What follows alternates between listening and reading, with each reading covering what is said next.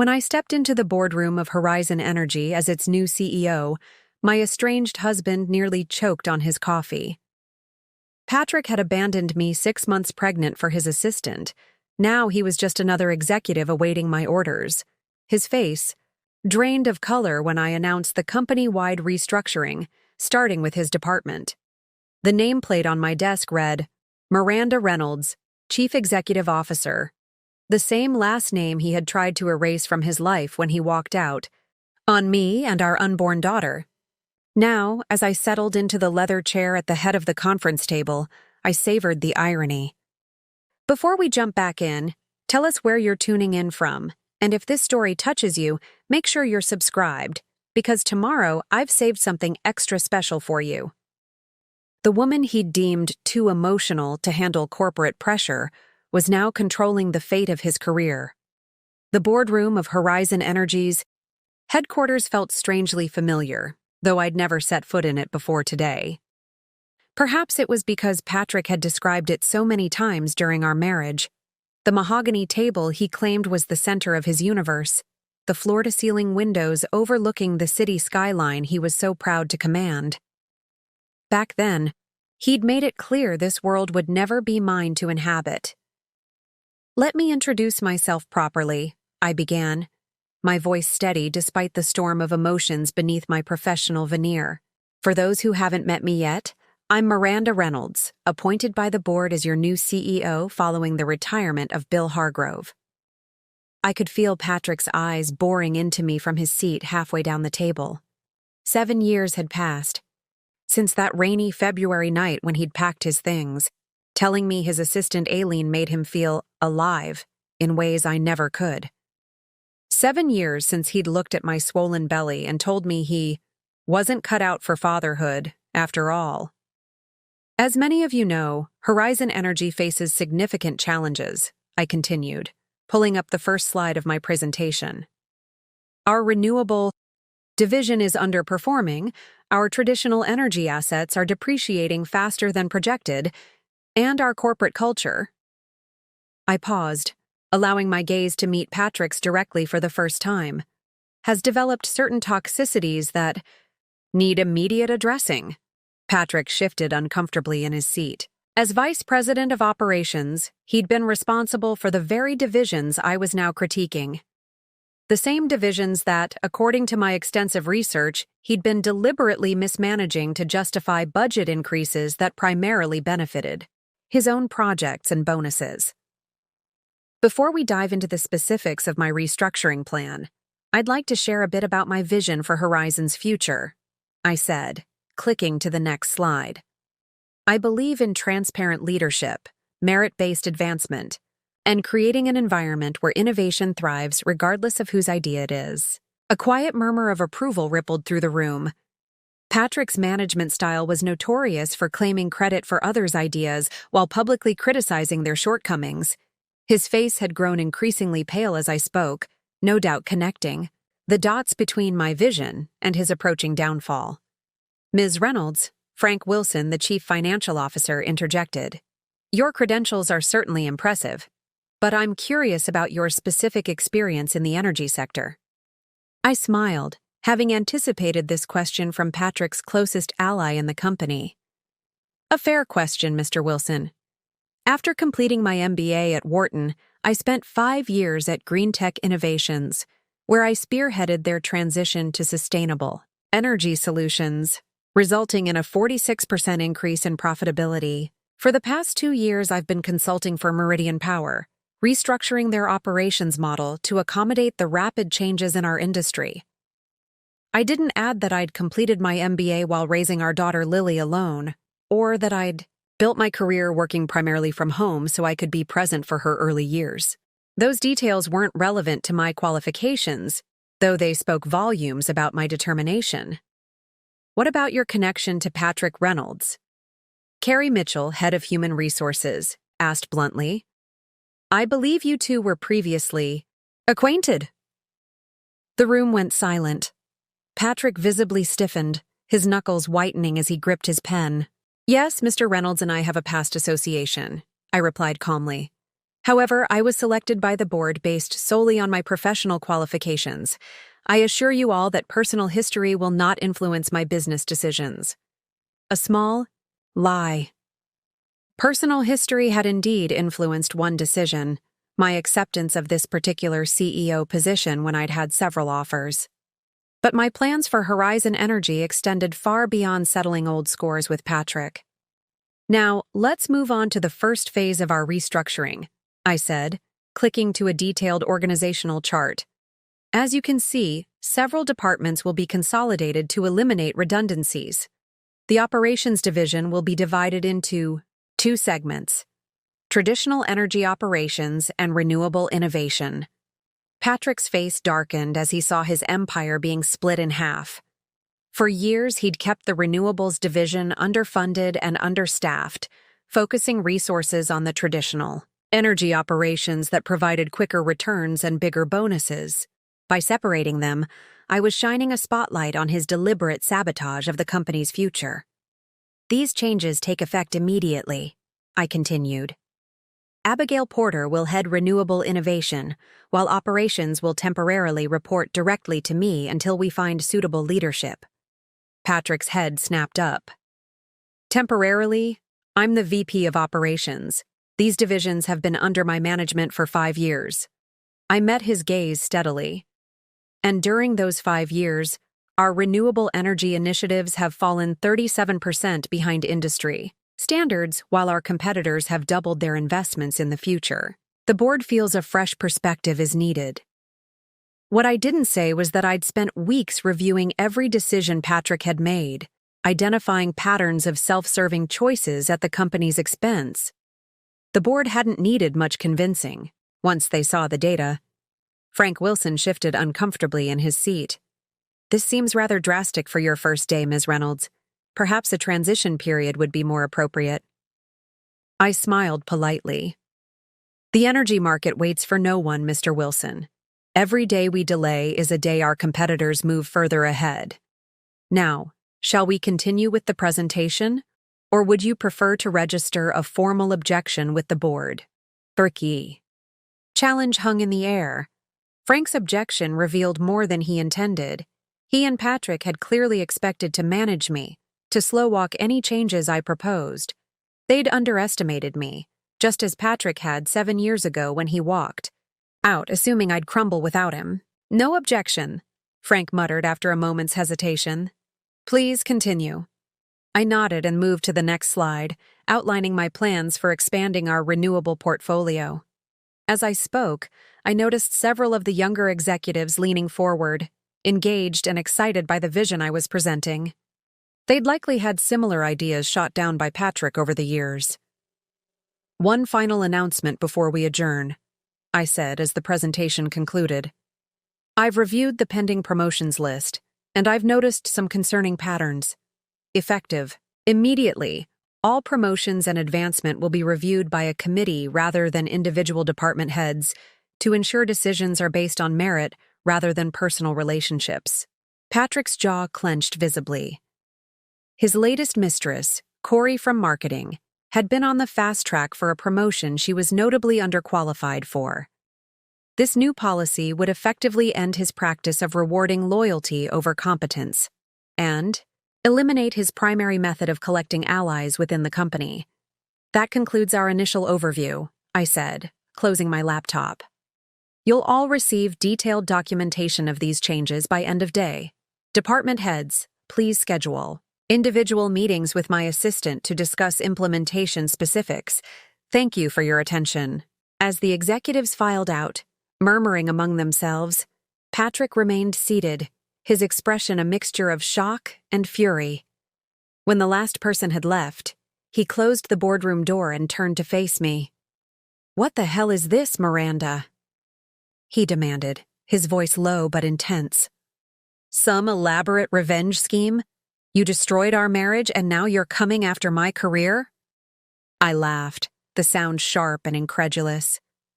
I destroyed our marriage? That's an interesting revision of history, Patrick. I seem to recall you were the one who left your pregnant wife for your 24-year-old assistant. That's ancient history. he dismissed with a wave of his hand. This is about now. You deliberately sought out this position to undermine me. Preparing and narrating this story took us a lot of time, so if you are enjoying it, subscribe to our channel. It means a lot to us. Now back to the story. I gathered my materials calmly, refusing to be baited into an emotional response. The board approached me, Patrick. Not the other way around. They've been concerned about the direction of the company for some time. My appointment is about saving Horizon Energy, not settling personal scores. You expect me to believe that's a coincidence? He scoffed. Out of all the energy companies in the country, you just happen to end up at mine? Yours, I echoed, raising an eyebrow.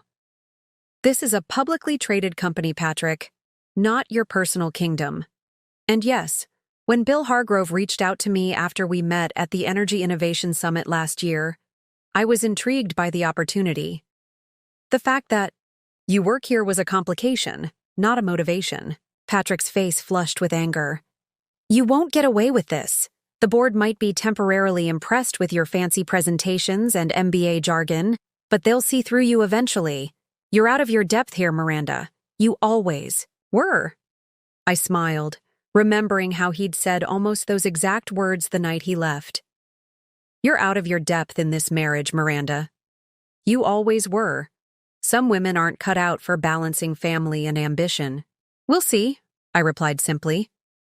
Results speak louder than threats, Patrick. And unlike you, I intend to deliver actual results, not just inflated projections designed to boost my bonus. His eyes narrowed. You think you know everything about this company based on some spreadsheets and quarterly reports? I've built relationships here for a decade. People are loyal to me. Are they loyal to you or afraid of you? I countered. There's a difference. But we'll find out soon enough, won't we? I moved toward the door, then paused. Oh, and Patrick? I've arranged for your office to be relocated to the East Wing. As a department head rather than a VP, you'll be closer to your team. Your new office will be ready by tomorrow morning. His face contorted with fury. You can't demote me without cause. I'll go to the board. The restructuring eliminated your position, I replied smoothly. You weren't demoted. Your role was redefined. All perfectly standard procedure during a corporate reorganization. The paperwork has already been approved by the board. This isn't over, he growled as I opened the door. I turned back one last time. You're right about that, Patrick. It's just beginning. As I walked through the executive floor toward what was now my office, I felt the weight of curious stares. Word had spread quickly about the new CEO and her connection to Patrick Reynolds. By tomorrow, everyone would know our history, or at least Patrick's version of it. But they would soon learn who I really was through my actions, not office gossip. The truth would emerge not in words but in results, in the way Horizon Energy would transform under my leadership. Patrick had always underestimated me, from the moment we met at that industry conference 8 years ago, to the night he walked out, certain I would fail without him. My assistant Abigail was waiting when I reached my office. Your daughter's school called, she said. Lily won her science competition. She wanted you to know right away. A smile spread across my face. A genuine one this time, not the calculated professional expression I'd maintained throughout the board meeting. Thank you, Abigail. Could you send flowers to her school? And let her know I'll take her out for celebration ice cream tonight. Of course, Abigail nodded. Also, the files you requested on the operations division's last 3 years of decision-making are on your desk, and Mr. Hargrove called to see how your first day is going. Tell Bill I said the transition is proceeding exactly as planned, I replied, settling behind my desk. As Abigail left, I turned to the floor-to-ceiling windows Patrick had so often bragged about. The view was indeed impressive. The city sprawled. Below, buildings catching the mid-morning light. But unlike Patrick, I didn't see it as a symbol of power or status. I saw possibilities, connections, futures to be built. I placed a framed photo on my desk, Lily at her 6th birthday party, her smile revealing a missing front tooth, her eyes bright with the same determination I'd relied on to get through those early days after Patrick left. Everything I'd accomplished had been for her, to show her that abandonment wasn't the end of our story, but the beginning of something stronger. Opening my laptop, I began reviewing the operations files, highlighting patterns that confirmed what I'd already suspected. Patrick had been systematically sabotaging renewable initiatives while promoting his allies and sidelining anyone who challenged him. The evidence was clear once you knew what to look for. My phone buzzed with a text from Lily. "Did you really become the boss of Daddy's company? Tommy in my class says his mom says you did." I smiled at her directness. "Yes, sweetheart. I'm the CEO now. We'll talk more over ice cream tonight." Putting my phone down, I turned back to the files. This wasn't about revenge, despite what Patrick thought. It was about transformation, of Horizon Energy, of the industry's approach to renewables, of the corporate culture that allowed men like Patrick to profit while damaging both the company and the planet's future. And if Patrick was finally forced to face the consequences of his actions along the way, that was simply justice, not revenge. The day stretched ahead, filled with meetings and decisions that would shape Horizon Energy's future. Patrick had once told me I'd never succeed without him. Now he would watch as I succeeded despite him, and there was nothing he could do to stop it. That evening, as promised, I took Lily for celebration ice cream at Scoops, the little parlor 3 blocks from our apartment. At 7 years old, my daughter was already showing signs of the woman she would become. Fiercely intelligent, unafraid, to ask difficult questions, and possessing a quiet resilience that sometimes broke my heart. She had Patrick's eyes, but thankfully little else of him. "So you're really Daddy's boss now?" she asked, digging into her mint chocolate chip with methodical precision. She always saved the chocolate pieces for last. "I'm the boss of the whole company," I clarified. "Your dad is one of many people who work there." Lily considered this, her brow furrowing in that way that reminded me of myself. "Is that why he was so mad when he called Aunt Carrie today?" I paused, my spoon halfway to my mouth. "Your dad called Aunt Carrie?" Carrie Mitchell was my college roommate and closest friend, and apparently still my ex-husband's confidant despite their falling out after our divorce. Lily nodded, chocolate smeared at the corner of her mouth. "I heard her talking on the phone when she picked me up from school. She said you were being fair, and Daddy said you were being vindictive." The unexpected connection sent my mind racing. Carrie had never mentioned maintaining contact with Patrick after our divorce. As Horizon's HR director, she'd been instrumental in helping the board evaluate my candidacy for CEO. Had she been feeding Patrick information all along? Was she a potential ally or a hidden threat? "Well, people see things differently sometimes," I said carefully, wiping the chocolate from her chin. "What matters is doing what's right for the company. Like how you made me eat broccoli even though I hated it, because it was good for me?" Lily asked, her innocent question containing more wisdom than she realized. I smiled. "Exactly like that. Sometimes what's best isn't what's easiest." Later, after putting Lily to bed, I sat in my home office reviewing more Horizon Energy files. Our apartment was modest by CEO standards, a 3-bedroom in a good school district that I'd purchased after my promotion at Green Tech. I could afford something larger now, but stability for Lily had always been my priority. After Patrick left, I'd promised myself she would never again feel the ground shift beneath her feet. My phone buzzed with a text from an unknown number. "Congratulations on the promotion. Coffee tomorrow? There's something you should know. Bill." Hargrove, I frowned. Bill had officially retired last week after 30 years at Horizon's helm. His mentorship during the transition had been invaluable, but something in the wording of his message suggested this wasn't a social call. "Name the place and time," I responded. 20 minutes later, I found myself staring at a spreadsheet that didn't make sense. The renewable division's research funding appeared to have been diverted multiple times over the past year, not eliminated, but redirected through a maze of internal transfers that effectively rendered promising projects stillborn while maintaining the appearance of support on paper. The pattern was too sophisticated to be Patrick's work alone. He excelled at corporate politics, not creative accounting. This would have required cooperation from finance, which meant Frank Wilson was more deeply involved than I'd initially suspected. I leaned back in my chair, the implications becoming clear.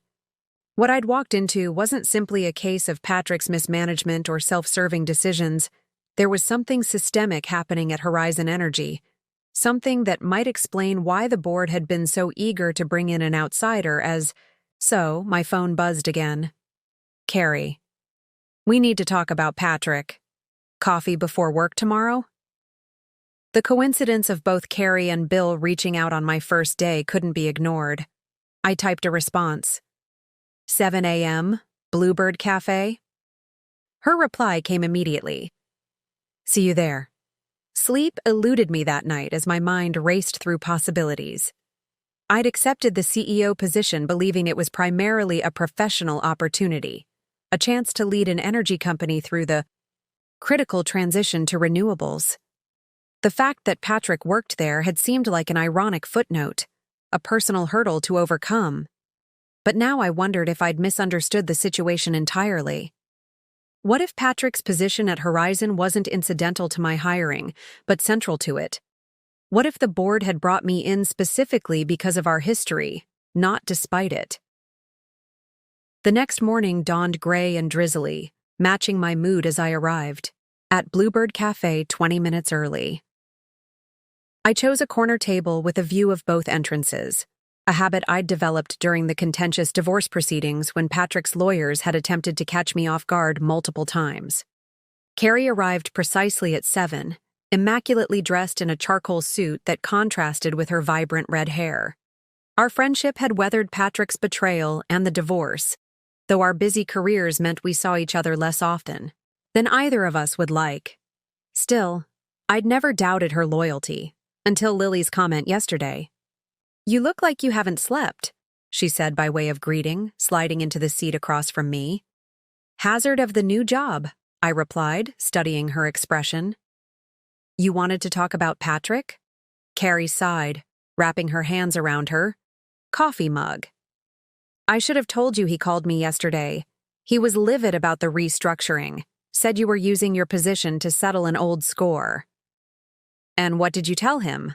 I asked, keeping my voice neutral. That if he'd actually read any of the reports from the last 2 years, he'd know the restructuring was inevitable, regardless of who took the CEO position. She met my gaze directly. The renewable division has been systematically undermined. For years, Miranda. Not just by Patrick, but by a whole cadre of executives with investments in competing traditional energy companies. I blinked, taken aback by her frankness. You knew about this? I suspected, she corrected. HR sees patterns in promotions, demotions, transfers. When talented people in renewables kept getting sidelined while mediocre yes-men in traditional energy got fast-tracked, I started keeping notes. But I didn't have access to the financial data to prove anything. Relief washed over me. So you weren't feeding Patrick information? Confusion crossed her face. What? God, no. Why would you think that? Lily overheard your call with him yesterday. It sounded like you two were still in regular contact. Carrie's expression shifted to understanding. That was the first time he's called me in years, Miranda. He was fishing for information about your appointment. Wanted to know if I'd had advance warning, if there was a way to contest it. I shut him down. I nodded, some of my tension easing. I found something last night. Evidence that renewable research funds have been diverted. It's too sophisticated to be Patrick's work alone. Frank Wilson, Carrie said immediately. He and Patrick have been thick as thieves for years. Frank's brother-in-law runs Titan Petroleum. The pieces were falling into place. So they've been deliberately sabotaging Horizon's renewable initiatives to protect outside investments in fossil fuels. Carrie nodded grimly. That would be my guess, but you'd need solid proof before taking it to the board. Which is why Bill Hargrove wants to meet with me this morning, I said, the realization dawning. He must have suspected something too. Bill was always smarter than he let on, Carrie agreed. But Miranda, if this is true, you need to be careful. These people have millions at stake. They won't just accept your authority and step aside. I never expected them to, I replied, thinking of Patrick's thinly veiled threat in the boardroom. But I didn't realize I was walking into a corporate conspiracy rather than just an awkward reunion with my ex. Carrie leaned forward, her expression serious. Is that going to change your approach? Now that you know what you're really dealing with? I considered this. The professional challenge was far greater than I'd anticipated, the personal element more complex. What I'd thought would be a straightforward corporate turnaround with the added satisfaction of proving Patrick wrong was revealing itself to be something darker and more dangerous. No, I said finally. It just means I need to be more strategic about how I dismantle their operation. Instead of a simple restructuring, we're looking at a potential criminal investigation. Carrie's phone buzzed. She glanced at it and frowned. Patrick's called an emergency meeting of the operations team for 8:30. He's not wasting any time trying to consolidate his position. Let him, I said, a plan already forming. The more desperate he gets, the more mistakes he'll make. As we left the cafe, the rain had stopped, leaving the streets slick and reflective in the early morning light. I felt a strange calm settling over me, the same determination that had carried me through the darkest days after Patrick's betrayal. Back then, I'd channeled my pain into building a new life for Lily and myself.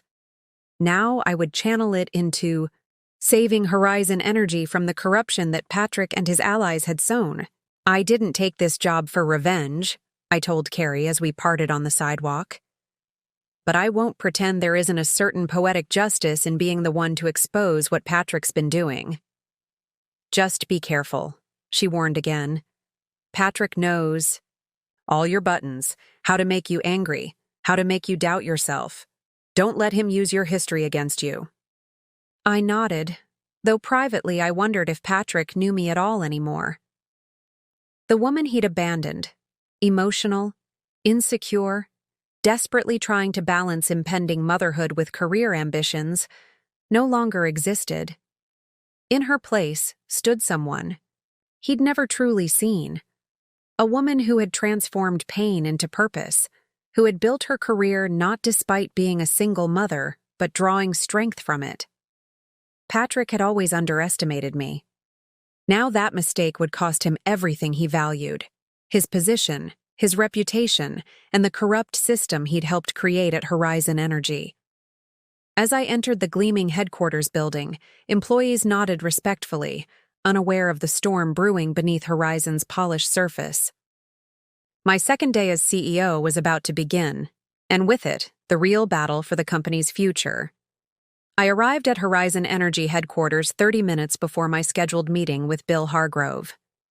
The morning sun glinted off the steel and glass tower, illuminating the company logo, a stylized H with rays emanating from it, meant to symbolize energy innovation. The irony wasn't lost on me. The company that had once promised to revolutionize renewable energy had been secretly sabotaging its own future. My new executive assistant, Abigail Porter, waited for me at the elevator with a tablet in hand and determination in her eyes.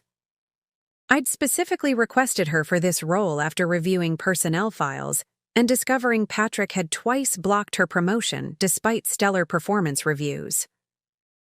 "Good morning, Ms. Reynolds," she said, falling into step beside me as we headed toward my office. "I've gathered the files you requested on the Renewable Division's funding history, and Mr. Hargrove is already waiting in your office." "Thank you, Abigail," I replied, setting a brisk pace. "After my meeting with Bill, I'll need to see the operational assessment for Mr. Reynolds' department from the last 3 quarters.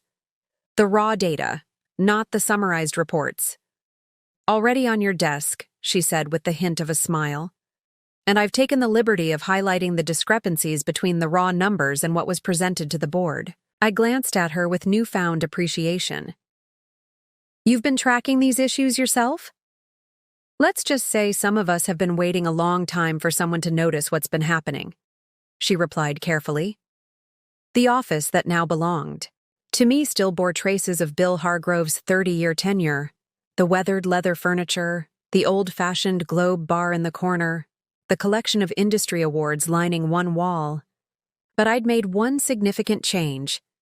Where Bill had displayed photographs of himself with politicians and industry leaders, I'd placed a single picture of Lily on her first day of school, her smile radiating confidence despite the difficult circumstances of our life.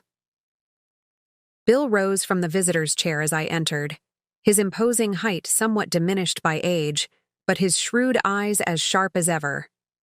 At 68, he still commanded respect throughout the industry, making his endorsement of my appointment crucial to my acceptance by Horizon's old guard. Miranda, he greeted me, extending his hand. Congratulations again on your first day. I hear you made quite an impression.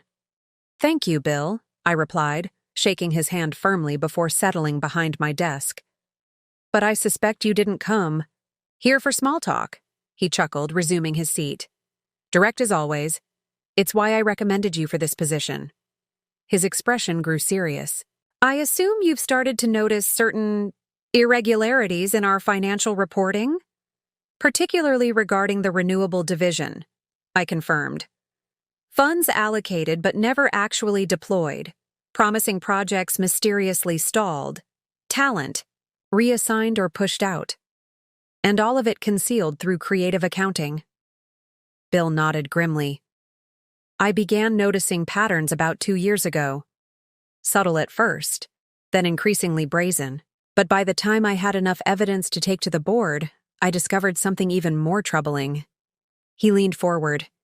3 board members have financial ties to competing traditional energy companies.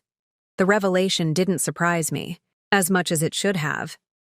Is that why you retired rather than confronting the issue directly? Partially, he admitted.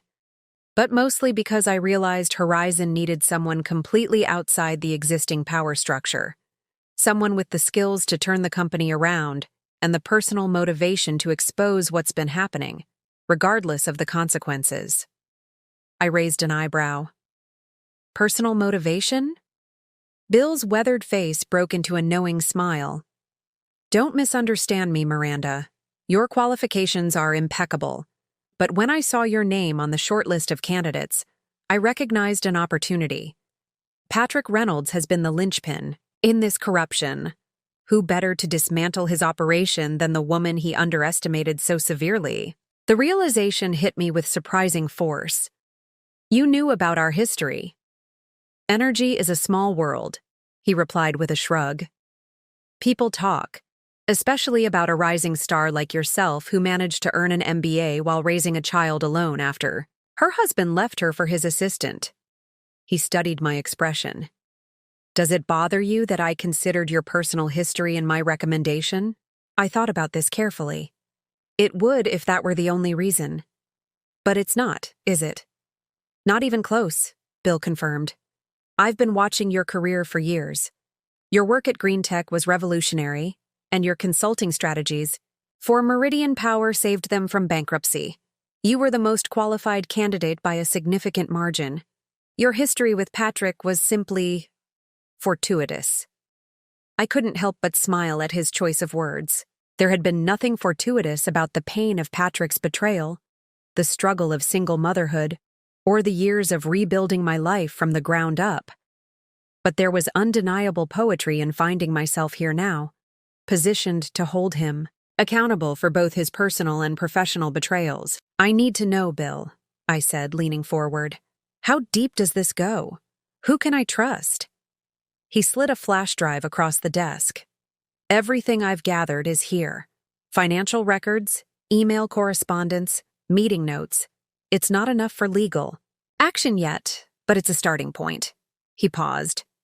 As for who you can trust, Carrie Mitchell in HR has been quietly documenting the personnel side of things. And there's a young engineer in renewables, Frank Carter, who's been fighting to keep his projects alive despite constant obstruction. I pocketed the flash drive. And the board? Divided, Bill said. 3 are compromised, 4 are oblivious. And 2, Eleanor Blackwood and James Morrison, suspected enough to support your appointment despite significant pushback. Our conversation was interrupted by a knock at the door.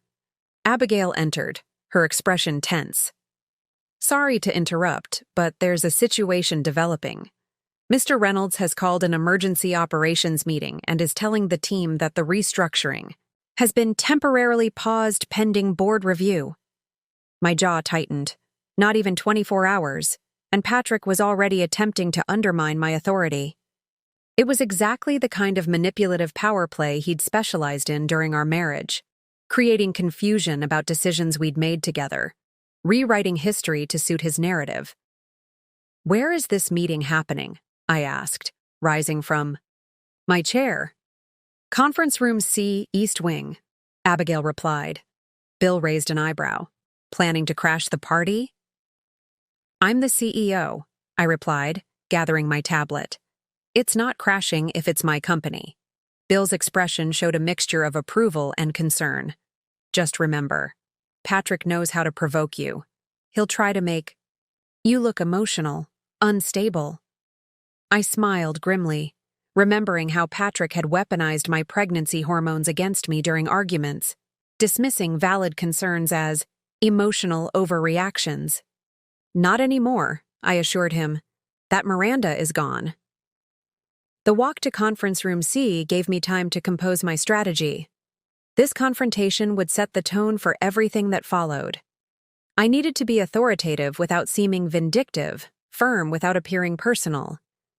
The sweet satisfaction of revenge would come through results and exposure, not emotional outbursts. I could hear Patrick's voice through the door before I opened it. Confident, persuasive, with that familiar undertone of condescension he always used when explaining why his way was the only sensible approach. Simply a matter of timing, he was saying. The board agrees that such dramatic changes require more thorough analysis. Ms. Reynolds is new to our industry and doesn't fully understand. I pushed the door open, stepping into the sudden silence with measured confidence. 20 faces turned toward me, expressions ranging from surprise to discomfort to, in a few cases, poorly concealed satisfaction at Patrick's ambush being interrupted. Please don't let me interrupt, I said pleasantly, moving to the empty chair at the head of the table, the chair that should have been left vacant in the CEO's absence. I'm always eager to hear Mr. Reynolds's perspective on board decisions. Patrick's face flushed, though he quickly recovered.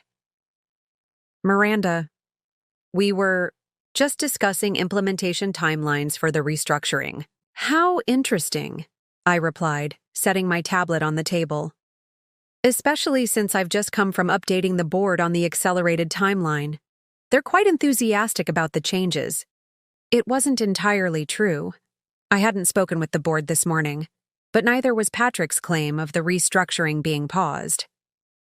I glanced around the table, noting who looked uncomfortable with my arrival and who seemed relieved.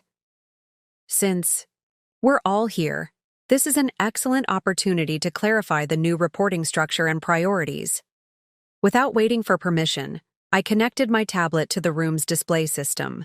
The organizational chart I'd presented yesterday appeared on the screen, with one significant addition: a detailed timeline for implementation, with today's date highlighted. As you can see, I continued smoothly, these changes are not pending review. They are in effect as of yesterday's board meeting. I turned to Patrick, my expression professionally neutral despite the satisfaction coursing through me. Mr. Reynolds, I believe you'll find your new office is ready. Abigail can show you where it's located after our meeting. The struggle played out visibly on Patrick's face, the impulse to challenge me publicly warring with the realization that doing so would only undermine his position further. It was the same expression he'd worn the day I'd refused to sign over, full ownership of our house during divorce negotiations, when he'd realized his usual intimidation tactics wouldn't work anymore. "Of course," he finally managed, his smile tight. "I must have misunderstood the timeline." An understandable confusion. "During periods of transition," I replied graciously, before turning my attention to the rest of the team. "Now, let's discuss the immediate priorities for operations under our new structure." As I outlined the action items and deadlines, I could feel Patrick seething beside me. The man who had once told me I'd never succeed without him was now watching me command the room he'd considered his exclusive territory. The man who had walked out on me and our unborn child was now experiencing a fraction of the powerlessness I'd felt that rainy night 7 years ago. It wasn't enough. Not nearly enough to balance the scales, but it was a beginning. And as I caught the flash of grudging respect in the eyes of several team members, I knew that the most satisfying revenge wouldn't be in humiliating Patrick, but in succeeding where he had failed, in building what he had tried to destroy, both at Horizon Energy and in my own life. The operations meeting concluded with Patrick making a hasty exit, muttering something about existing appointments. I remained in the conference room as the team filed out, many lingering to ask questions about the new structure, questions they'd clearly been afraid to raise under Patrick's leadership. When the last person left, I allowed myself a moment alone to absorb what had just happened. My hands trembled slightly as the adrenaline ebbed. I'd expected resistance from Patrick, but the brazenness of his attempt to undermine me had caught me off guard. It was all too reminiscent of our marriage: the gaslighting, the attempts to speak for me, the casual dismissal of my competence. My mind drifted back to the day we'd met, 8 years earlier. I'd been presenting my graduate research on renewable energy efficiency at an industry conference in Chicago. Patrick, already rising through the ranks at Atlas Energy, Horizon's main competitor at the time, had approached me afterward with that charming smile that would eventually become so familiar. "Impressive work," he'd said, his confidence immediately attractive to a nervous graduate student. "Though you might want to consider the practical implementation challenges. Theory doesn't always translate to the field." Even then, wrapped in a compliment, had been the subtle undermining that would become his hallmark. But I'd been too flattered by his attention to notice the red flag. Our whirlwind romance had progressed quickly. Dinner dates at expensive restaurants, weekend getaways to coastal towns, passionate conversations about the future of energy. Patrick had seemed so progressive then, so aligned with my vision of transforming the industry through innovation. I'd been completely taken in by his performance. 6 months later, we were married. I'd just completed my MBA and had multiple job offers, including one from Greentech Innovations, a promising renewable energy startup. "Take the Atlas offer instead," Patrick had urged, referring to the entry-level position his company had extended. "Sure, it pays less initially, but I'm on the inside. I can help your career advance much faster."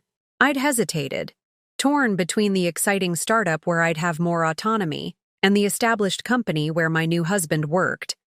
In the end, I'd chosen Greentech, my first real act of independence in our relationship.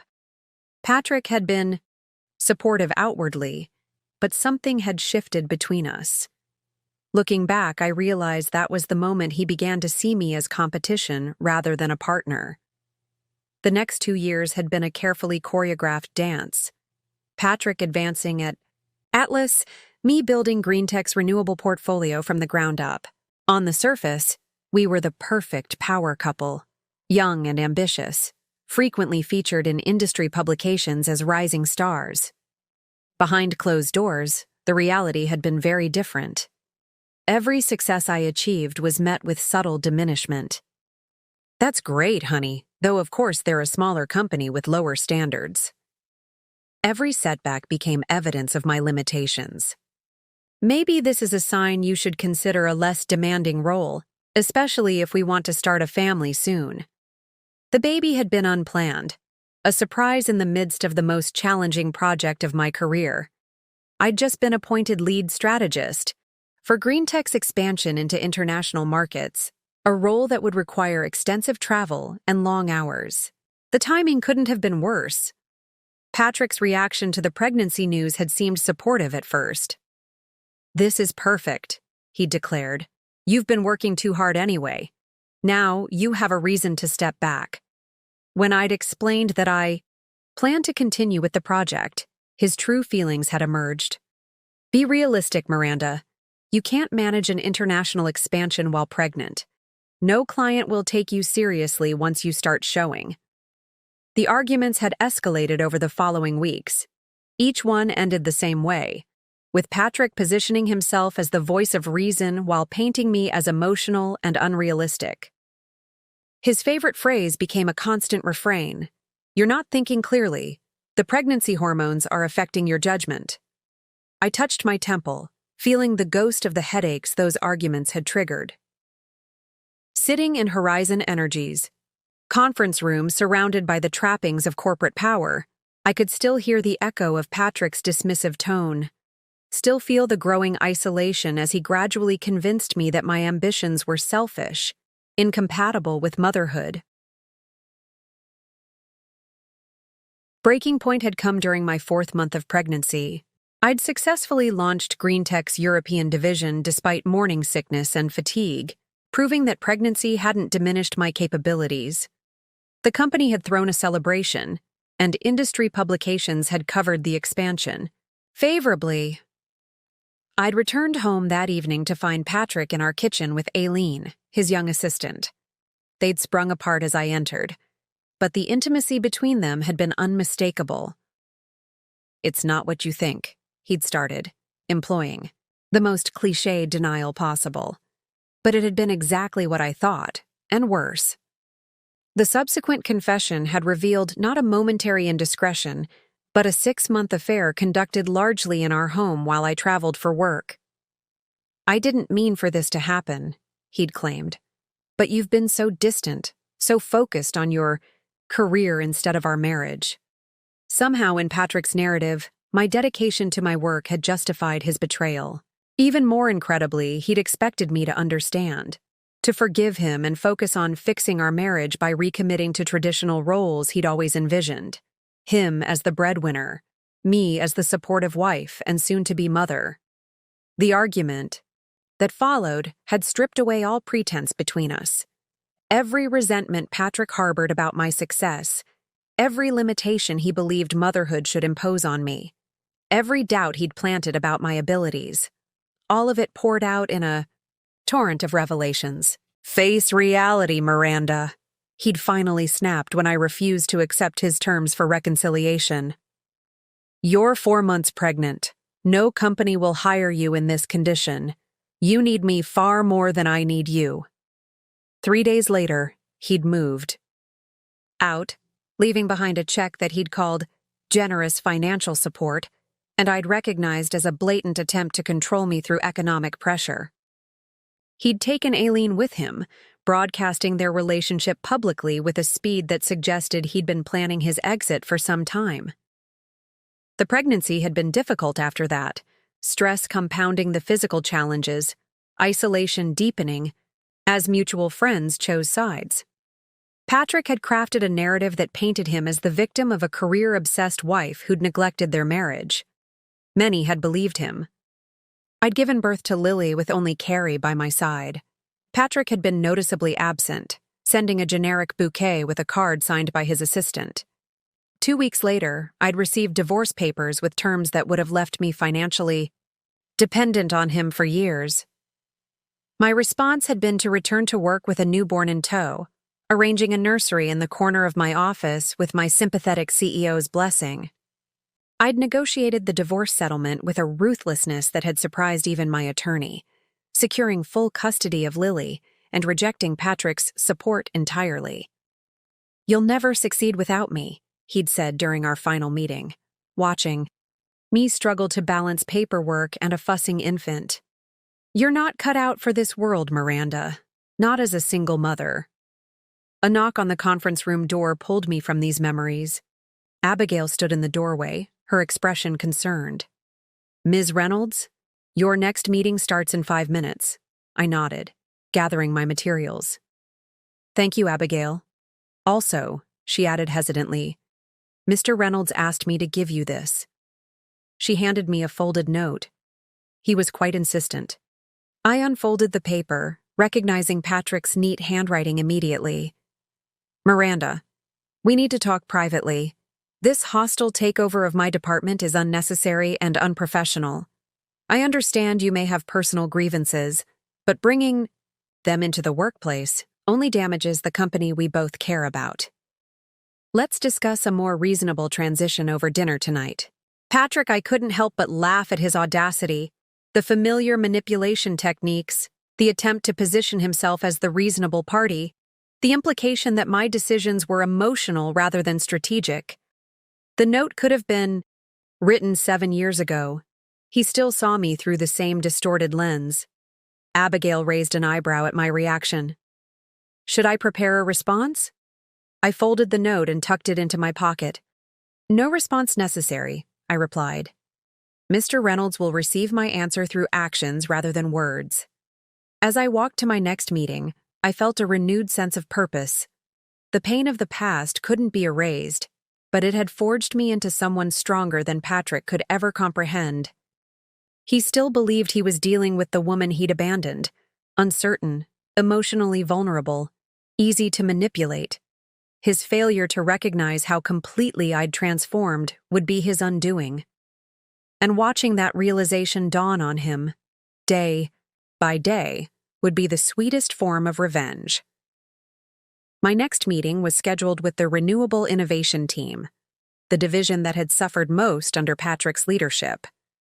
I'd deliberately chosen to meet them in their workspace rather than summon them to the executive floor, wanting to see firsthand the conditions they'd been working in. The elevator took me down to the 3rd floor, a stark contrast to the polished marble and gleaming surfaces of the executive level. Here, the carpet was worn, the lighting fluorescent and harsh, the cubicles cramped and outdated. Even the air felt different, stale, with the faint metallic tang of overheated electronics, and too many people in too small a space. As I stepped off the elevator, conversations hushed and heads turned. News of my confrontation with Patrick had clearly traveled fast. I could feel the weight of evaluating gazes, some hopeful, others skeptical, all curious about the new CEO who had demoted their former boss. I followed Abigail through a maze of cubicles to a glass-walled conference room that had seen better days. The blinds were yellowed with age, several chairs mismatched, the presentation screen showing visible scratches. It was exactly the kind of subtle resource deprivation Patrick excelled at. Not obvious enough to trigger complaints, but persistent. Enough to undermine morale and productivity. Inside waited 5 people. The core innovation team that had somehow managed to keep developing renewable technologies despite systematic obstruction. I recognized Frank Carter immediately from his personnel file. Mid-30s, earnest expression behind wire-rimmed glasses. The kind of brilliant engineer who cared more about solving problems than office politics. "Ms. Reynolds," he said, rising, to shake my hand. "We're honored you wanted to meet with us directly." His tone carried a mixture of hope and wariness that spoke volumes about previous disappointments. "The honor is mine," I replied sincerely. "I've reviewed your team's work from the past 3 years. What you've managed to accomplish with limited resources is nothing short of remarkable." I saw surprise ripple across their faces, followed by cautious pleasure. When was the last time someone from the executive floor had actually acknowledged their efforts? For the next hour, I listened as they walked me through their current projects, challenges, and visions for the future. Their passion was palpable, their ideas innovative. What they lacked wasn't talent or drive, but the most basic resources: adequate funding, sufficient staff, and executive support. Our solar efficiency module could reduce installation costs by 32%, Frank explained, spreading blueprints across the table. We've been ready for prototype development for 18 months, but the funding keeps getting reallocated, I finished, to more pressing priorities in traditional energy operations. He nodded, relief washing over his features at being understood. Exactly. Every quarter, we submit the proposal. Every quarter, we get preliminary approval, and every quarter, the funds mysteriously disappear before implementation. I studied the blueprints, noting the elegant simplicity of the design. This wasn't just a good idea. It was potentially revolutionary. Exactly the kind of innovation Patrick had been systematically burying. What would you need to have a working prototype within 3 months? I asked. Frank blinked, clearly caught off guard by the direct question. 3 months? With proper funding and staffing? He quickly calculated.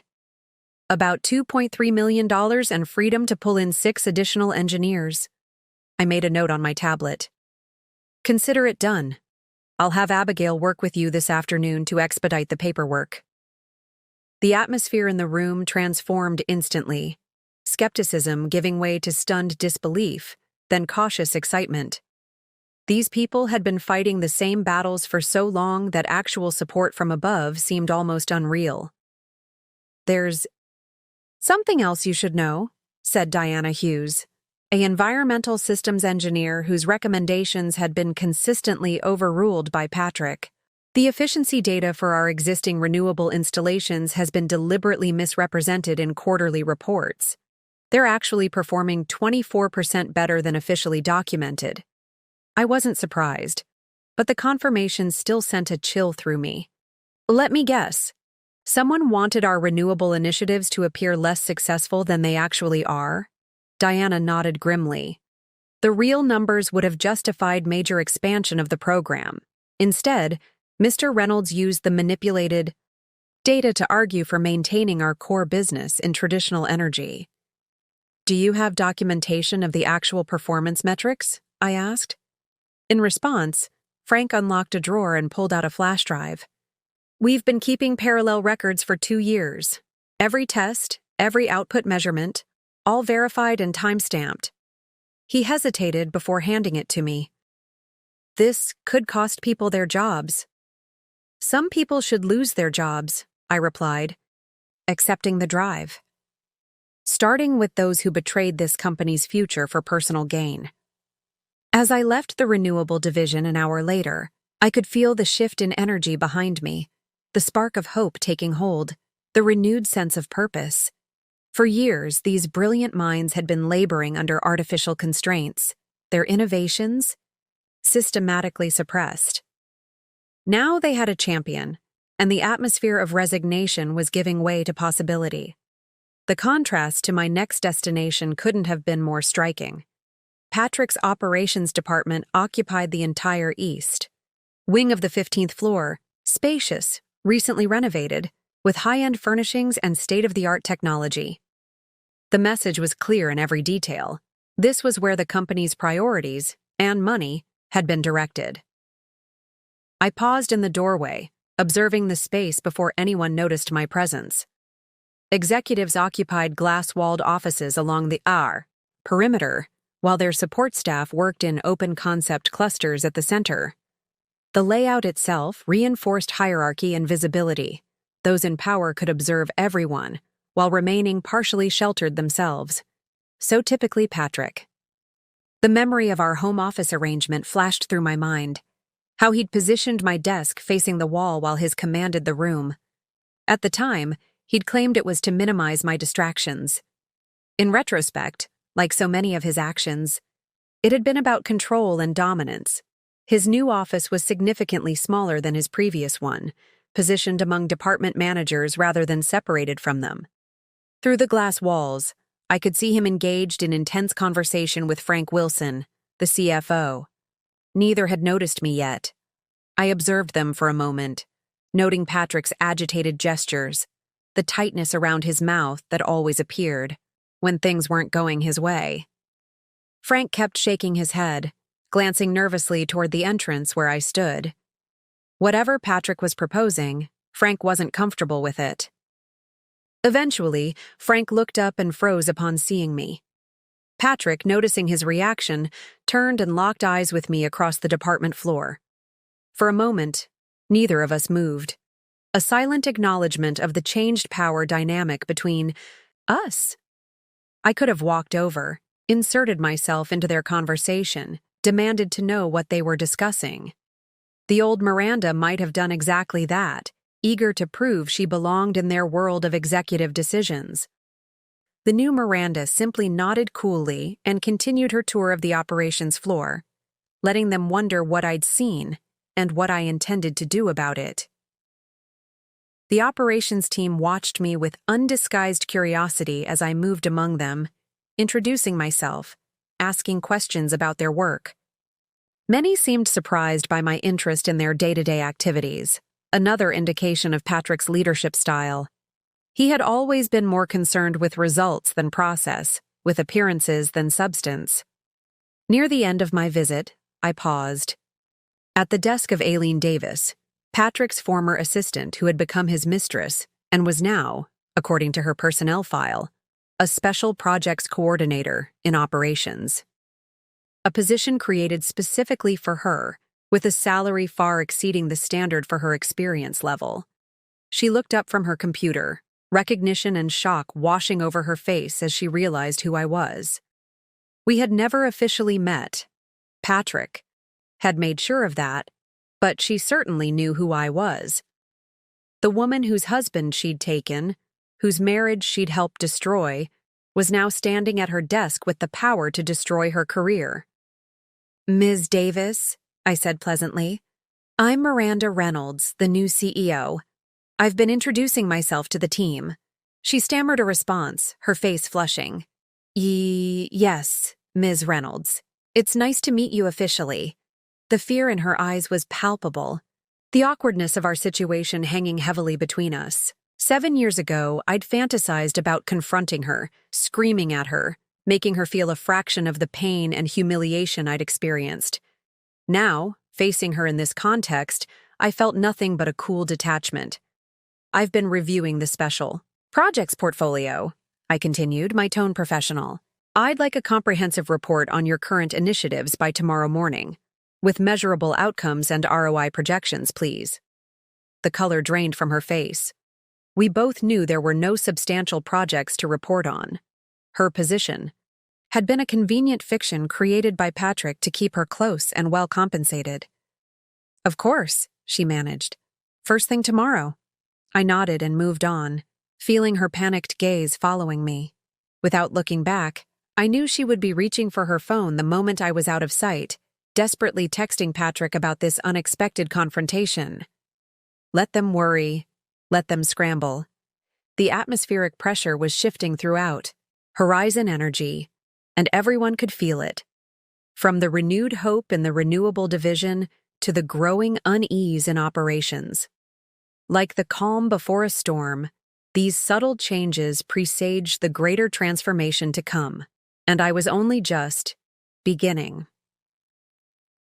That evening, I returned to my office to find Carrie waiting with 2 cups of coffee and a concerned expression. "I heard about your tour of the departments today," she said, handing me one of the cups. "Word travels fast, especially about the CEO personally approving a multi-million-dollar prototype that Patrick has been blocking for over a year." I smiled, taking a sip of the much-needed caffeine. "Good. I want the message to spread.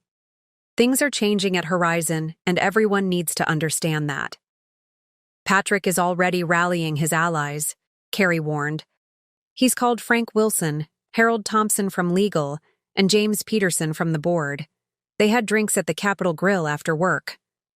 "I expected as much," I replied, settling behind my desk. Patrick has never been one to accept defeat. Graciously.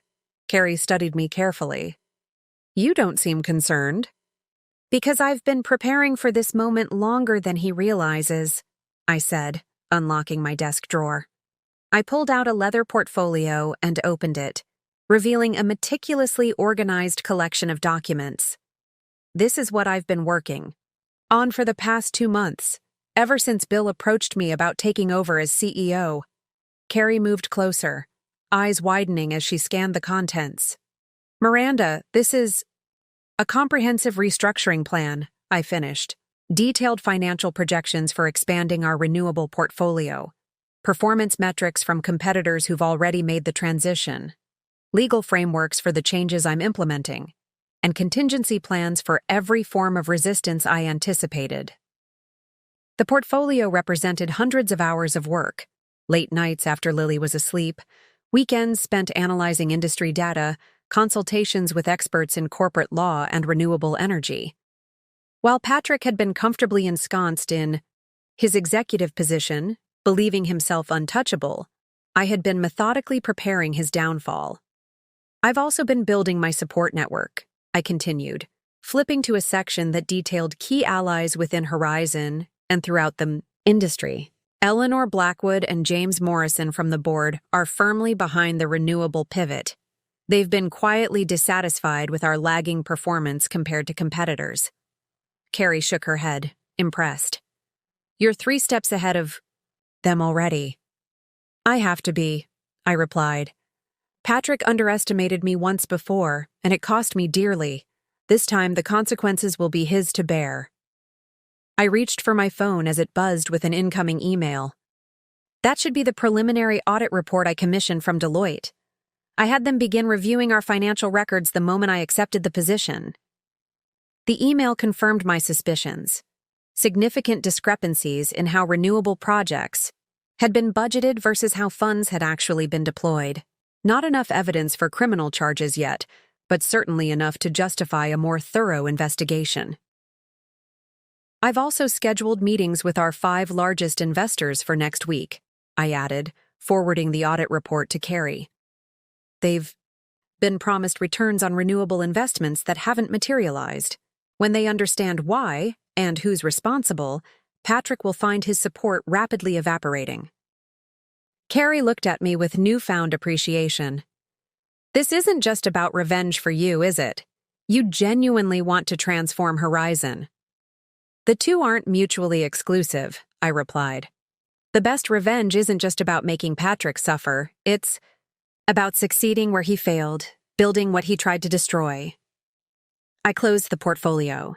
And yes, I want to see the look on his face when he realizes that the woman he abandoned is the one who finally unleashed Horizon's potential. My phone buzzed again, a text from my neighbor who was watching Lily.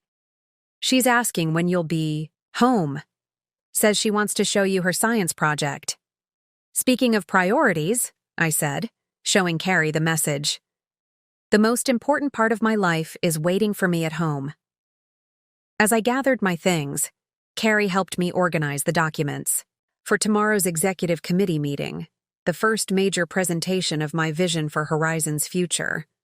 Patrick will try to derail it, she warned. He's already working on a counter-proposal that maintains traditional energy as our primary focus. Let him try, I replied confidently. I've anticipated his arguments and prepared responses for each one. More importantly, I have data he can't refute and board support he doesn't know about yet. Before leaving, I paused at the window overlooking the city. Lights twinkled in office buildings and apartments, thousands of homes using energy that companies like Horizon provided. For too long, Patrick's short-sighted leadership had kept us tethered to outdated technologies and business models, prioritizing quick profits over sustainable growth. You know, I said thoughtfully. When Patrick left me, he said I'd never succeed. Without him, that I wasn't cut out for balancing ambition and motherhood. I turned to Carrie. What he never understood was that becoming Lily's mother didn't diminish my capabilities. It enhanced them. I learned to be more efficient, more focused, more determined. And now you're using those same skills to run his company better than he ever could, Carrie observed with a smile. Our company, I corrected. And yes, the irony isn't lost on me. The drive home gave me time to transition from CEO back to mom, a balancing act I'd perfected over the years. As I pulled into our modest suburban neighborhood, I reflected on how different my life was from what Patrick had envisioned for us. He'd wanted the mansion in the exclusive gated community, the status symbols, the power couple's lifestyle. I'd chosen this instead: a comfortable home in a good school district, financial security without ostentation, and a life centered around Lily's well-being rather than appearances. Lily was waiting at the door when I arrived, bouncing with excitement about her volcano science project. As I helped her put the finishing touches on the papier-mâché mountain, listening to her detailed explanation of how the chemical reaction would work, I felt a profound gratitude for how things had turned out. Patrick's betrayal had freed me to build a life on my own terms, a life he couldn't diminish or control. Now, as CEO of Horizon Energy, I would do the same for the company, free it from his self-serving leadership and transform it into something stronger and more valuable than he could have envisioned. Harold blinked, clearly not expecting such thorough preparation. He rifled through the packet, frowning as he scanned the legal analysis. Additionally, I continued, the regulatory landscape is shifting rapidly in favor of renewable development. The tax incentives alone make this transition financially advantageous, quite apart from the market positioning benefits. Patrick had remained silent during this exchange, studying me with growing calculation. He recognized the strategy now. I was systematically dismantling the obstacles he'd planned to raise, anticipating each one before it could gain traction. The financial models are certainly compelling in theory, he finally said, his voice carrying that familiar patronizing tone he'd always used when explaining why my ideas weren't practical. But theory rarely accounts for real-world implementation challenges. The renewable division simply doesn't have the operational infrastructure to scale at the pace you're suggesting. An excellent transition to our next topic, I replied, refusing to be baited. Let's discuss why the renewable division's infrastructure has remained underdeveloped despite repeated budget approvals for expansion. I pulled up the financial tracking data Frank Carter had provided, the parallel records showing how funds allocated to renewable development had been consistently diverted. The room grew uncomfortably quiet as the pattern became undeniable. As you can see, I continued into the silence, over $86 million allocated to renewable infrastructure development over the past 3 years has been redirected to other initiatives, primarily within traditional energy operations. This wasn't merely a question of insufficient resources. It was a systematic reallocation of approved funding. Patrick's face hardened. Those funds were strategically redeployed to address more immediate operational priorities. That's standard practice in any large corporation. Resources flow where they're most needed. Except that these redeployments directly contradicted board-approved strategic initiatives, I countered. More concerning is that the performance reports to the board never reflected these reallocations transparently. The renewable division was effectively set up to fail through resource starvation, while being held accountable for missing targets. Eleanor Blackwood, who had been listening intently, spoke for the first time. Are you suggesting deliberate sabotage of board directives, Ms. Reynolds? The question hung in the air, creating exactly the opening I needed. I'm presenting data, Ms. Blackwood. The pattern speaks for itself. I paused, letting the implications settle. What's clear is that our renewable division has been systematically disadvantaged despite its strategic importance to our future. My proposal addresses this historical imbalance and creates accountability measures to ensure it doesn't continue. Patrick leaned forward, his expression darkening. This presentation feels less like strategic planning and more like an indictment of previous management. I have to question whether personal history is influencing professional judgment here. And there it was, the personal attack I'd been waiting for. The attempt to paint me as emotionally motivated rather than data-driven. 7 years ago, this tactic had been devastatingly effective, making me question my own perceptions and capabilities. Now it simply confirmed how predictable he remained. I understand why it might feel that way to you, Patrick. I replied calmly. When data contradicts our preferred narrative, it often feels personal. But these financial records aren't emotional, they're factual. And the facts indicate a persistent pattern of decisions that have disadvantaged our company's future prospects. Eleanor. Blackwood's eyes narrowed slightly as she observed our exchange.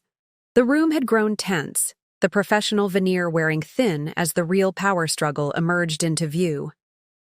Perhaps, she suggested, we should take a 15-minute break before continuing. This discussion clearly requires everyone's full attention.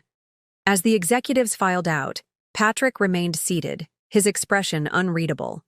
When the room had emptied except for us, he finally spoke. "You've been planning this for a while," he said. "Not a question, but a realization." "I learned from the best," I replied.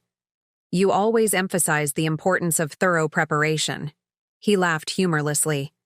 "Is this really how you want to play it, Miranda? Turning a corporate strategy meeting into a personal vendetta?" "That's the fundamental difference between us, Patrick," I said, gathering my materials. "You see this as a game being played. I see it as a company being led." I met his gaze directly. "The fact that dismantling your destructive leadership brings me personal satisfaction is merely a bonus." As I walked toward the door, he called after me. "You won't win this. Not everyone is fooled by your polished presentation and convenient data." I paused, turning back with a smile. "Then I suggest you use this break to prepare your counter-arguments. You'll need them to be substantially more compelling than they've been so far." Stepping into the hallway, I felt a rush of satisfaction. The opposition had revealed itself exactly as expected, and I had met each challenge with methodical preparation. Patrick was realizing, perhaps for the first time, that he was facing someone who knew all his tactics and had developed effective countermeasures for each one. The real battle was just beginning, but the opening skirmish had gone decisively in my favor. During the break, I stepped into a quiet corner of the executive floor to collect my thoughts. The confrontation with Patrick had gone as expected, but managing the emotional undercurrent while maintaining professional composure was exhausting. 7 years had passed, yet his dismissive tone still had the power to trigger memories I'd rather forget. My mind drifted back to what I now recognized as the true breaking point in our relationship, not the discovery of his affair, but an incident. 3 weeks earlier, it had been the moment that fundamentally changed how I saw myself and my marriage, though I hadn't fully realized it at the time.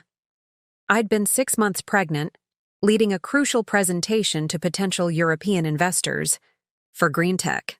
After weeks of preparation, navigating morning sickness and fatigue, I'd secured a commitment for $30 million in funding, a career-defining achievement that had made headlines in industry publications. That evening, we'd planned a celebration. Dinner. I'd arrived home to find Patrick in our living room, drinking scotch and reviewing documents, his expression stormy. "Congratulations on the funding," he'd said, not looking up from his papers. Though I hear James Mitchell did most of the heavy lifting. James had been a junior member of my team, someone I'd mentored. The suggestion that he deserved credit for my achievement had been a calculated diminishment. James gave the technical overview, I'd corrected, trying to keep my tone light despite my growing irritation. I led the strategic presentation and final negotiations. Patrick had finally looked up, his expression one of practiced concern. "Don't misunderstand, honey. It's impressive what you accomplished, especially in your condition. I just think it's important to acknowledge everyone's contributions." His condescension had been palpable, couched in supportive language but designed to undermine. It was a familiar pattern, one I'd accepted for too long.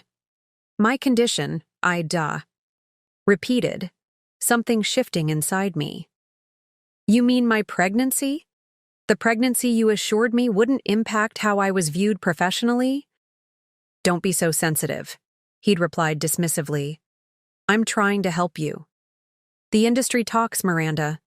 People notice when a pregnant executive takes credit for her team's work." "Takes credit?" The phrase had hit me like a physical blow. I built that presentation from the ground up. I brought in those investors. I closed that deal. He'd sighed, with exaggerated patience. And you have a tendency to overstate your contributions. It's not attractive, Miranda, especially now. His gaze had deliberately shifted to my pregnant belly. You should be focusing on preparing for the baby, not competing for accolades. Something had broken inside me in that moment. A fundamental trust that despite our differences, Patrick respected me and my achievements. The realization that he actively sought to diminish me, to rewrite my successes as either exaggerated or dependent on others, had shaken the foundation of how I understood our relationship. What exactly are you afraid of, Patrick? I'd asked quietly. That I might be more successful than you? That pregnancy hasn't diminished my capabilities the way you clearly hoped it would?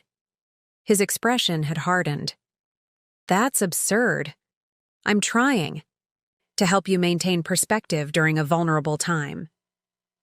Pregnancy hormones are affecting your judgment, making you paranoid and overly emotional.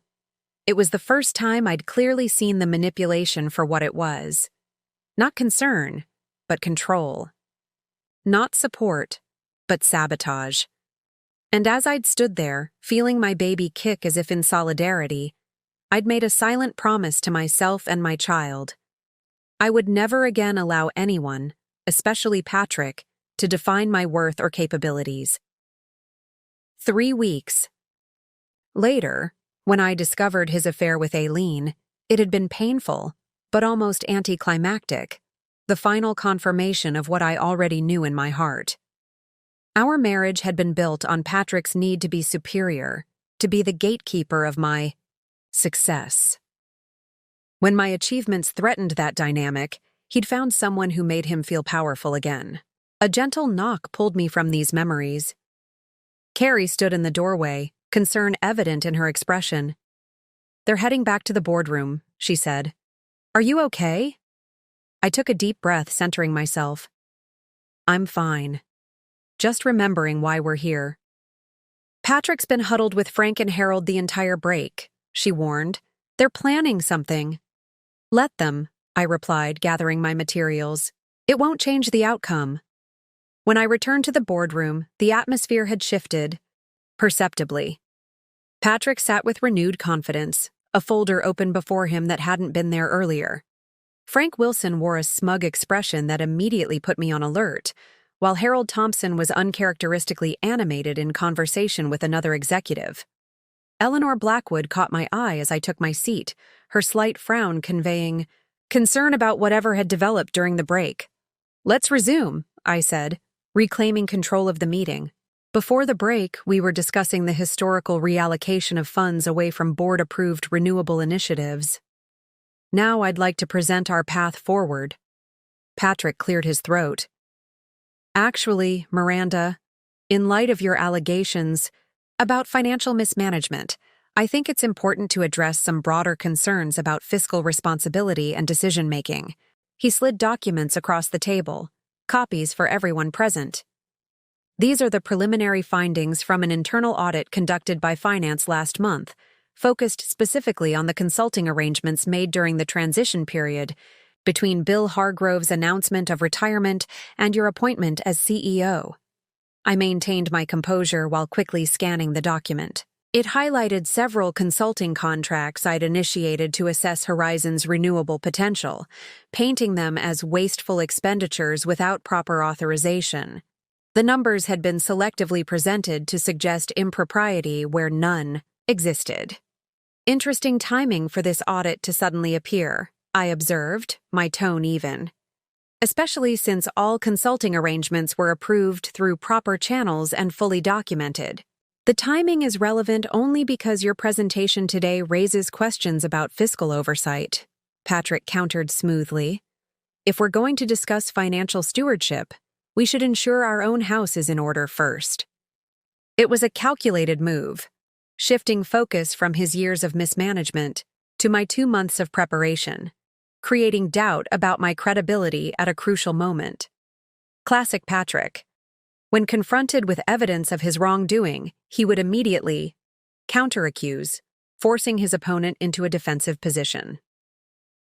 7 years ago, this tactic would have worked. I would have become flustered, defensive, desperate to prove my innocence while the original issue, his misconduct, faded into the background. Not today. I appreciate your concern for proper oversight, I said calmly. These consulting arrangements were indeed substantial investments, necessary ones to properly evaluate Horizon's position in the renewable landscape after years of inconsistent data. I turned to Frank Wilson. Frank, as CFO, you personally signed off on these expenditures on May 15th. Do you recall raising any concerns at that time about their appropriateness? Frank shifted uncomfortably. I may have signed the approvals without fully reviewing the details. That seems unlikely, I replied, opening my portfolio to extract a printed email, especially given your detailed questions about the scope of work and your subsequent approval after receiving clarification. I placed the email on the table. You specifically noted the strategic value of these assessments in preparation for new leadership. The room grew quiet as Frank stared at the email, his earlier smugness evaporating. I turned back to address the entire room. Let's be clear about what's happening here. We're witnessing an attempt to distract from the substantive issues raised in my presentation by casting doubt on my fiscal responsibility. It's a technique I've encountered before. My gaze met Patrick's directly. The difference is that I anticipated it this time and came prepared with complete documentation for every decision I've made. Eleanor Blackwood leaned forward. Mr. Reynolds, is there substance to these allegations of impropriety beyond questioning the timing of approved expenditures? Patrick's jaw tightened. The pattern of spending suggests a predetermined agenda rather than objective analysis. A predetermined agenda, I repeated thoughtfully. Like systematically redirecting funds from renewable initiatives despite board directives to the contrary? That kind of predetermined agenda? The tension in the room was palpable.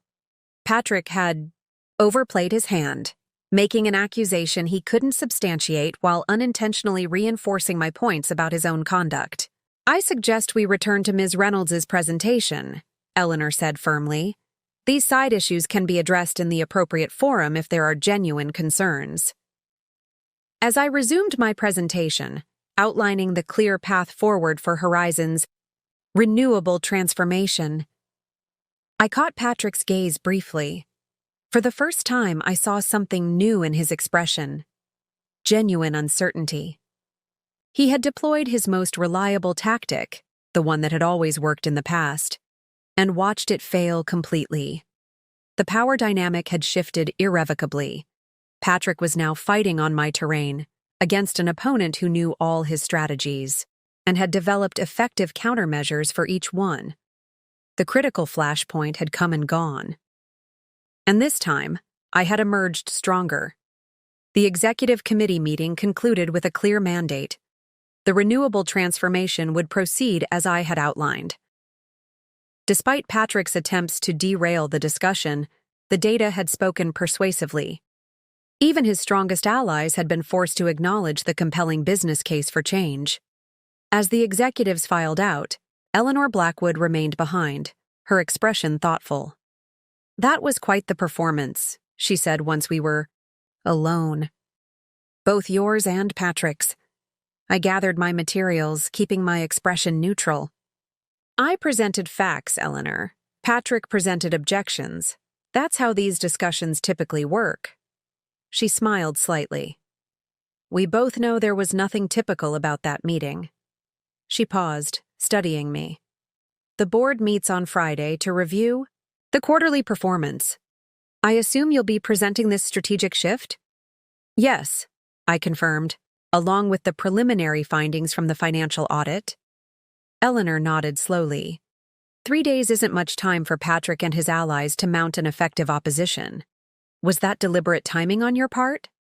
I believe in moving efficiently once decisions are made, I replied carefully. especially when delay has already cost the company significantly. She seemed satisfied with this diplomatic answer. Well, it should be an interesting board meeting. I look forward to it. After Eleanor left, I checked my watch. 2:15 p.m., just 45 minutes until my next critical appointment. I'd deliberately scheduled it for today, knowing that timing was essential to maintaining momentum. Abigail appeared in the doorway. The Reuters reporter will be here at 3 hours as scheduled. Also, Mr. Reynolds has called an emergency meeting with his operations team for 4:30. Thank you, Abigail. Has the press release been finalized? She handed me a folder. Legal approved. The final version this morning. It focuses entirely on the strategic shift to renewables, with quotes from you and Eleanor Blackwood. No mention of the financial discrepancies. Perfect, I replied, scanning the document. The press release was carefully crafted to announce Horizon Energy's accelerated commitment to renewable technologies, highlighting the substantial new investment and leadership vision driving the change. While it never mentioned the previous mismanagement directly, industry insiders would immediately recognize the implicit criticism of past leadership. Once the story broke, Patrick would find himself fighting a public narrative as well as an internal one. The clock was ticking on his ability to control the situation. I glanced at the calendar on my desk, where Friday's board meeting was highlighted. 3 days to prepare the comprehensive presentation that would not only secure board approval for my vision but potentially end Patrick's career at Horizon Energy. The timeline was tight but deliberate, giving my opponents enough time to recognize the threat, but not enough to effectively counter it. My phone buzzed with a text from Carrie. Frank Wilson requesting urgent meeting with you. Says it's about the audit. I smiled slightly. Right on schedule. Frank was looking for a way to distance himself from Patrick before the board meeting. Tell him I can see him tomorrow morning at 7:30, I replied. The pieces were falling into place according to the timeline I'd mapped out. By Friday's board meeting, Patrick would be isolated, his support eroded, his options limited. 7 years ago, he'd walked away from our marriage on his terms, controlling the narrative and the timing. Now I was controlling both, methodically, dismantling the power structure he'd built. At precisely 3 p.m., Abigail escorted Sarah Mercer, the Reuters energy sector correspondent, into my office. Sarah was known for her sharp analysis and industry influence, exactly the right person to break this story. Ms. Reynolds, she greeted me. Congratulations on the CEO position. Quite a bold move by Horizon's board, bringing in an outsider with your renewable energy expertise. Horizon recognized the need for transformation, I replied, gesturing for her to take a seat. The energy landscape is changing rapidly, and companies must adapt or risk obsolescence. And Patrick Reynolds? She asked with the directness journalists are known for. I understand he was passed over for the CEO position despite his long tenure at Horizon. Any tension there? The question was a perfect opening, but I maintained professional restraint. Mr. Reynolds has been a valuable member of the operations team. In our new structure, we're realigning all departments to better support our renewable focus. Sarah's eyes narrowed slightly, noting the careful phrasing. Realigning sounds like a significant change. Is that what today's announcement is about? Partly, I acknowledged, handing her the press release. Horizon Energy is announcing a fundamental strategic shift with a $2.8 billion investment in renewable technology development over the next 3 years. Sarah quickly scanned the document, her expression sharpening. $2.8 billion is massive, nearly triple your previous renewable commitment. The market will see this as a complete reversal of Horizon's traditional energy-first approach. Not a reversal, I corrected. An acceleration of what should have been happening all along. Horizon's board has long supported renewable development. In principle, we're simply aligning our actual investments with our stated priorities. The interview continued for 30 minutes, with Sarah probing for details about implementation timelines, market positioning, and leadership changes. I provided clear, confident responses while carefully avoiding any direct criticism of Patrick or previous management. I didn't need to criticize explicitly.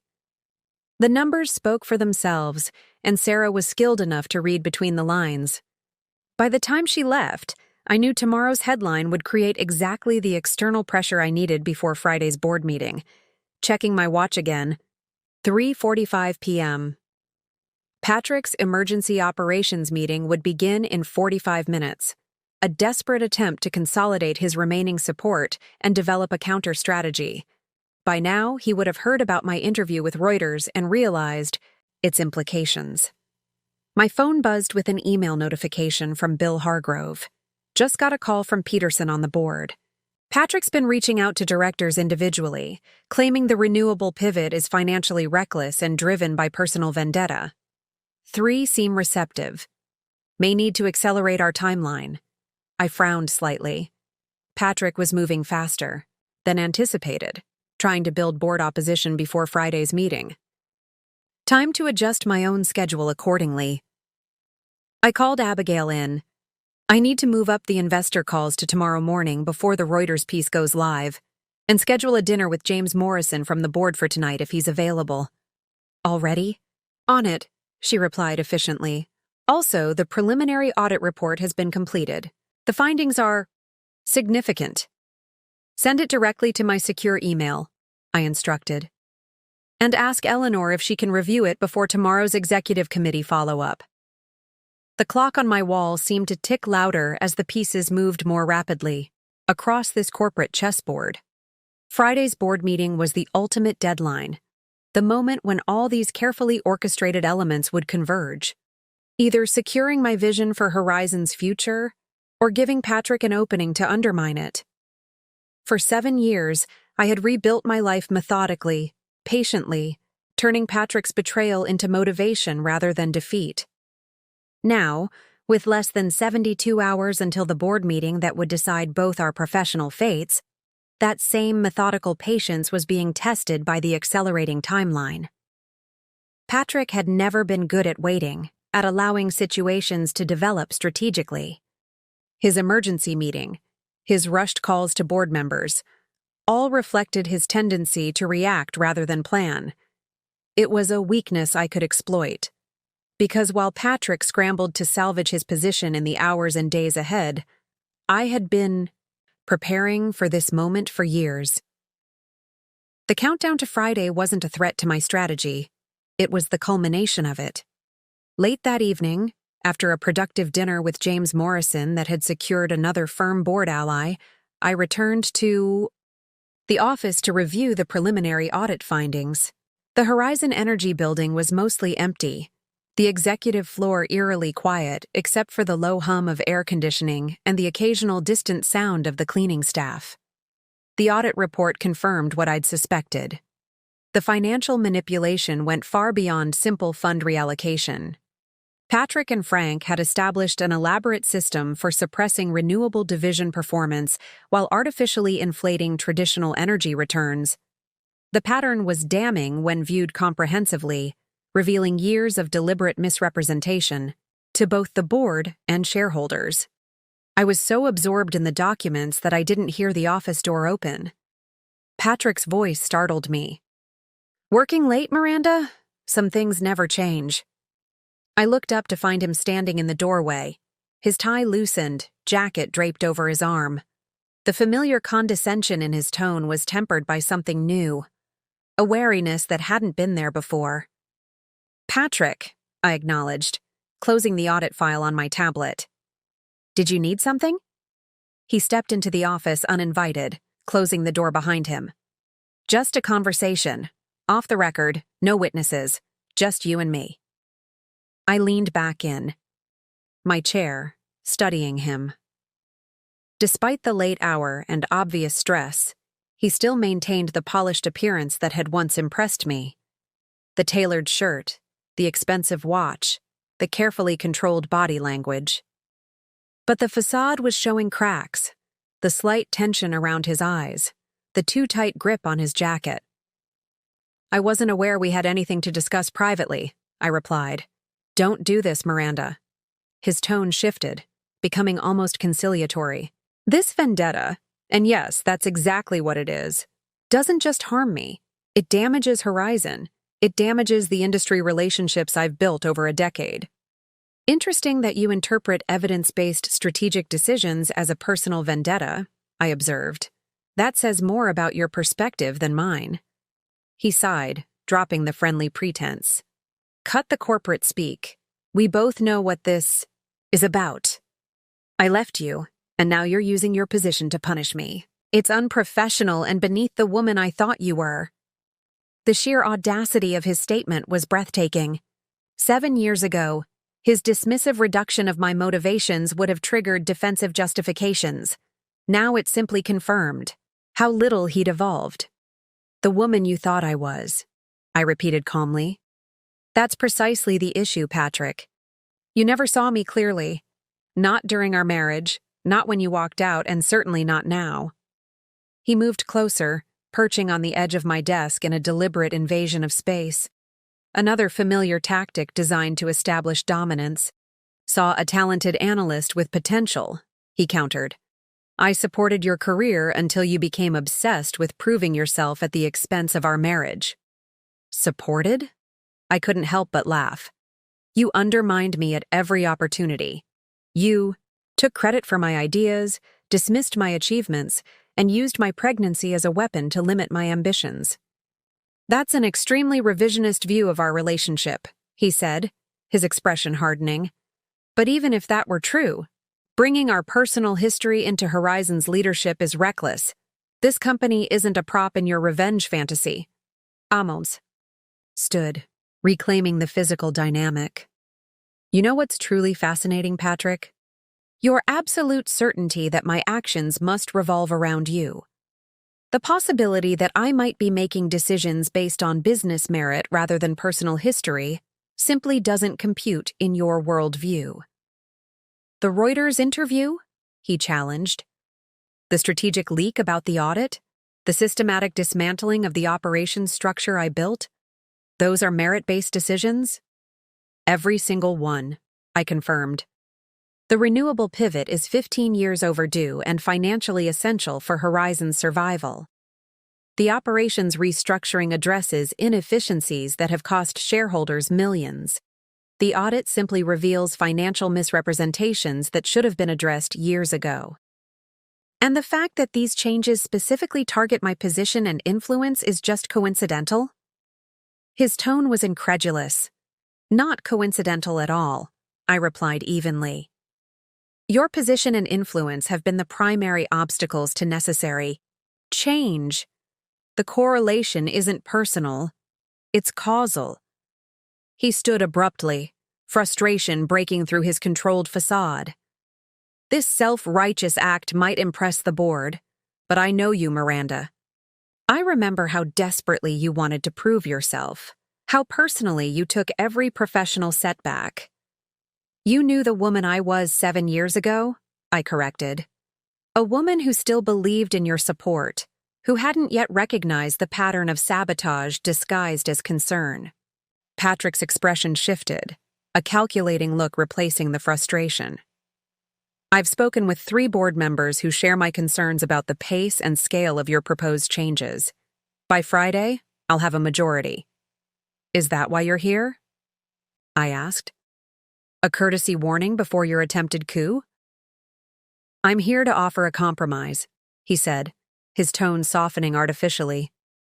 A more moderate approach to renewable integration, one that doesn't throw away decades of successful traditional energy operations.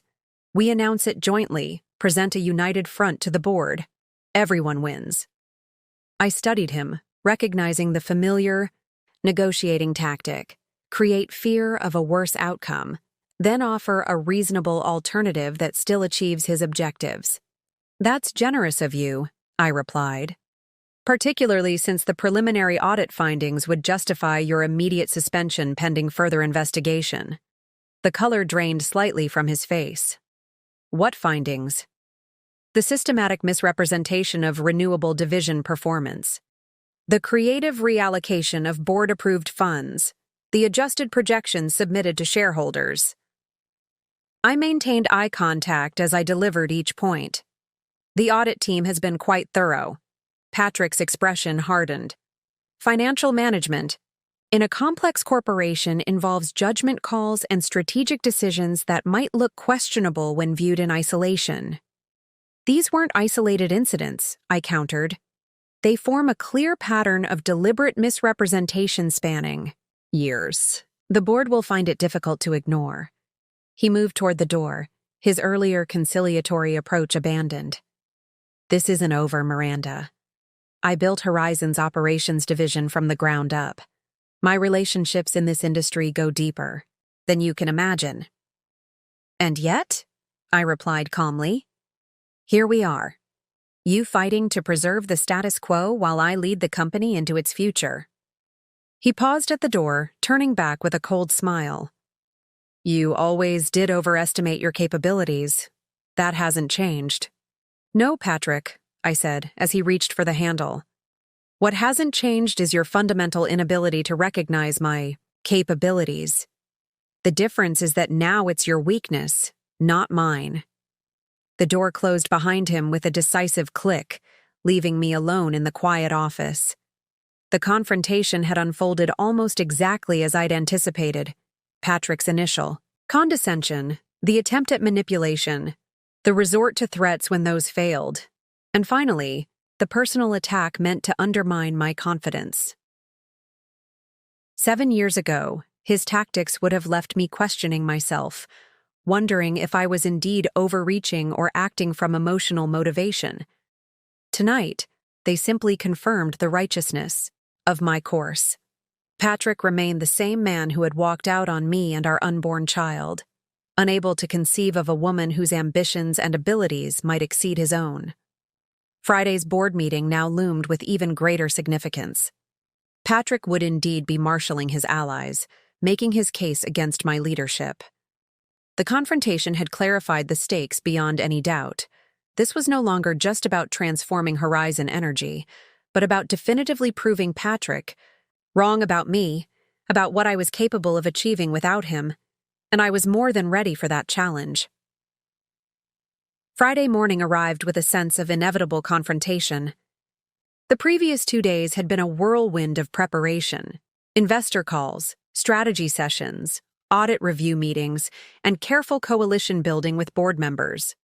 The Reuters article had created precisely the external pressure I'd anticipated, with industry analysts praising Horizon's belated but bold pivot to renewable leadership. Patrick had been equally busy, according to Carey's intelligence network. He'd held multiple closed-door meetings with his remaining allies, made countless calls to industry contacts, and even reached out to 2 major shareholders with whom he had personal relationships. As I dressed for the board meeting, I chose my outfit deliberately, a navy power suit similar to the one I'd worn on my first day as CEO, but with one significant addition. Around my neck hung a delicate silver pendant Lily had given me for Mother's Day last year, inscribed with "Mom, my superhero." It wasn't a typical accessory for a corporate boardroom, but today I wanted that reminder close to my heart. The Horizon Energy boardroom was tense when I arrived 30 minutes early. I had requested a specific seating arrangement, placing the audit team representatives directly to my right, with their comprehensive findings in neat folders before each board member's place. By 8:55, the board members had begun to arrive, 13 men and women who collectively controlled Horizon's fate. I greeted each one personally, noting who made eye contact and who seemed to avoid it. Eleanor Blackwood and James Morrison, my strongest allies, positioned themselves strategically across the table from Frank Wilson and Howard Peterson, Patrick's most vocal supporters. Patrick entered at precisely 9 NUC, looking confident despite the pressure of the past few days. He nodded cordially to several board members, his expression revealing nothing of our confrontation 2 nights earlier. As the last to arrive, he found himself seated at the far end of the table, a deliberate arrangement that subtly reinforced his diminished position. "Good morning, everyone," I began once the room had settled. Today's agenda includes several critical items, but I'd like to start with the most significant: the comprehensive audit of Horizon Energy's financial reporting and resource allocation over the past 5 years. Patrick's expression flickered briefly before returning to careful neutrality. He hadn't expected the audit to lead the agenda, a strategic decision I'd made just yesterday to prevent him from controlling the initial narrative. As you can see, from the reports before you, I continued, the audit team has identified systematic discrepancies between approved allocations and actual fund deployment, particularly regarding our renewable energy initiatives. I nodded to Jessica Chen, the lead auditor, who stood to present the findings in detailed, dispassionate terms. As she walked the board through the evidence of financial manipulation, I watched the members' reactions. Shock gave way to concern, then to anger as the full picture emerged.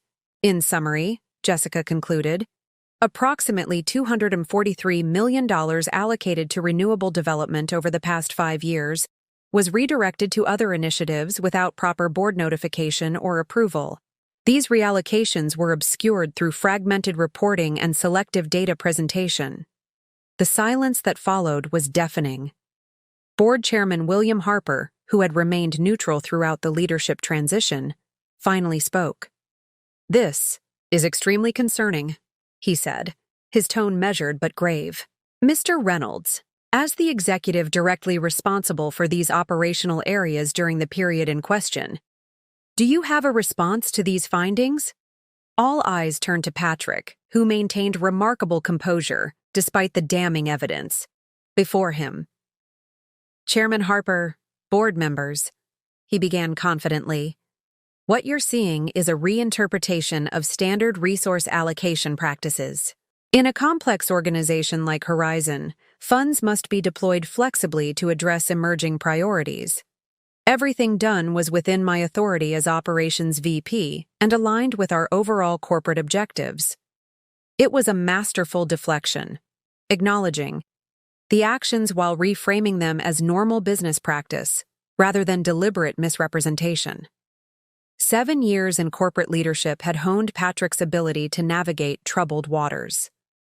"If I may," I interjected, "the audit findings specifically highlight that these reallocations systematically disadvantaged one division, renewables, while benefiting traditional energy operations, despite board directives to prioritize renewable development. This wasn't flexible resource management. It was deliberate circumvention of board-approved strategy." Patrick's eyes narrowed slightly. "That characterization reflects a fundamental misunderstanding of operational realities, Ms. Reynolds. Resources were allocated based on actual performance metrics and return potential, not arbitrary preferences." "An interesting perspective," I replied, opening a folder of my own. "Particularly given these performance projections prepared by the Renewable Division, but never presented to the board." I distributed copies of the documents Frank Carter had provided, the parallel records showing the actual performance of renewable initiatives versus what had been reported to the board.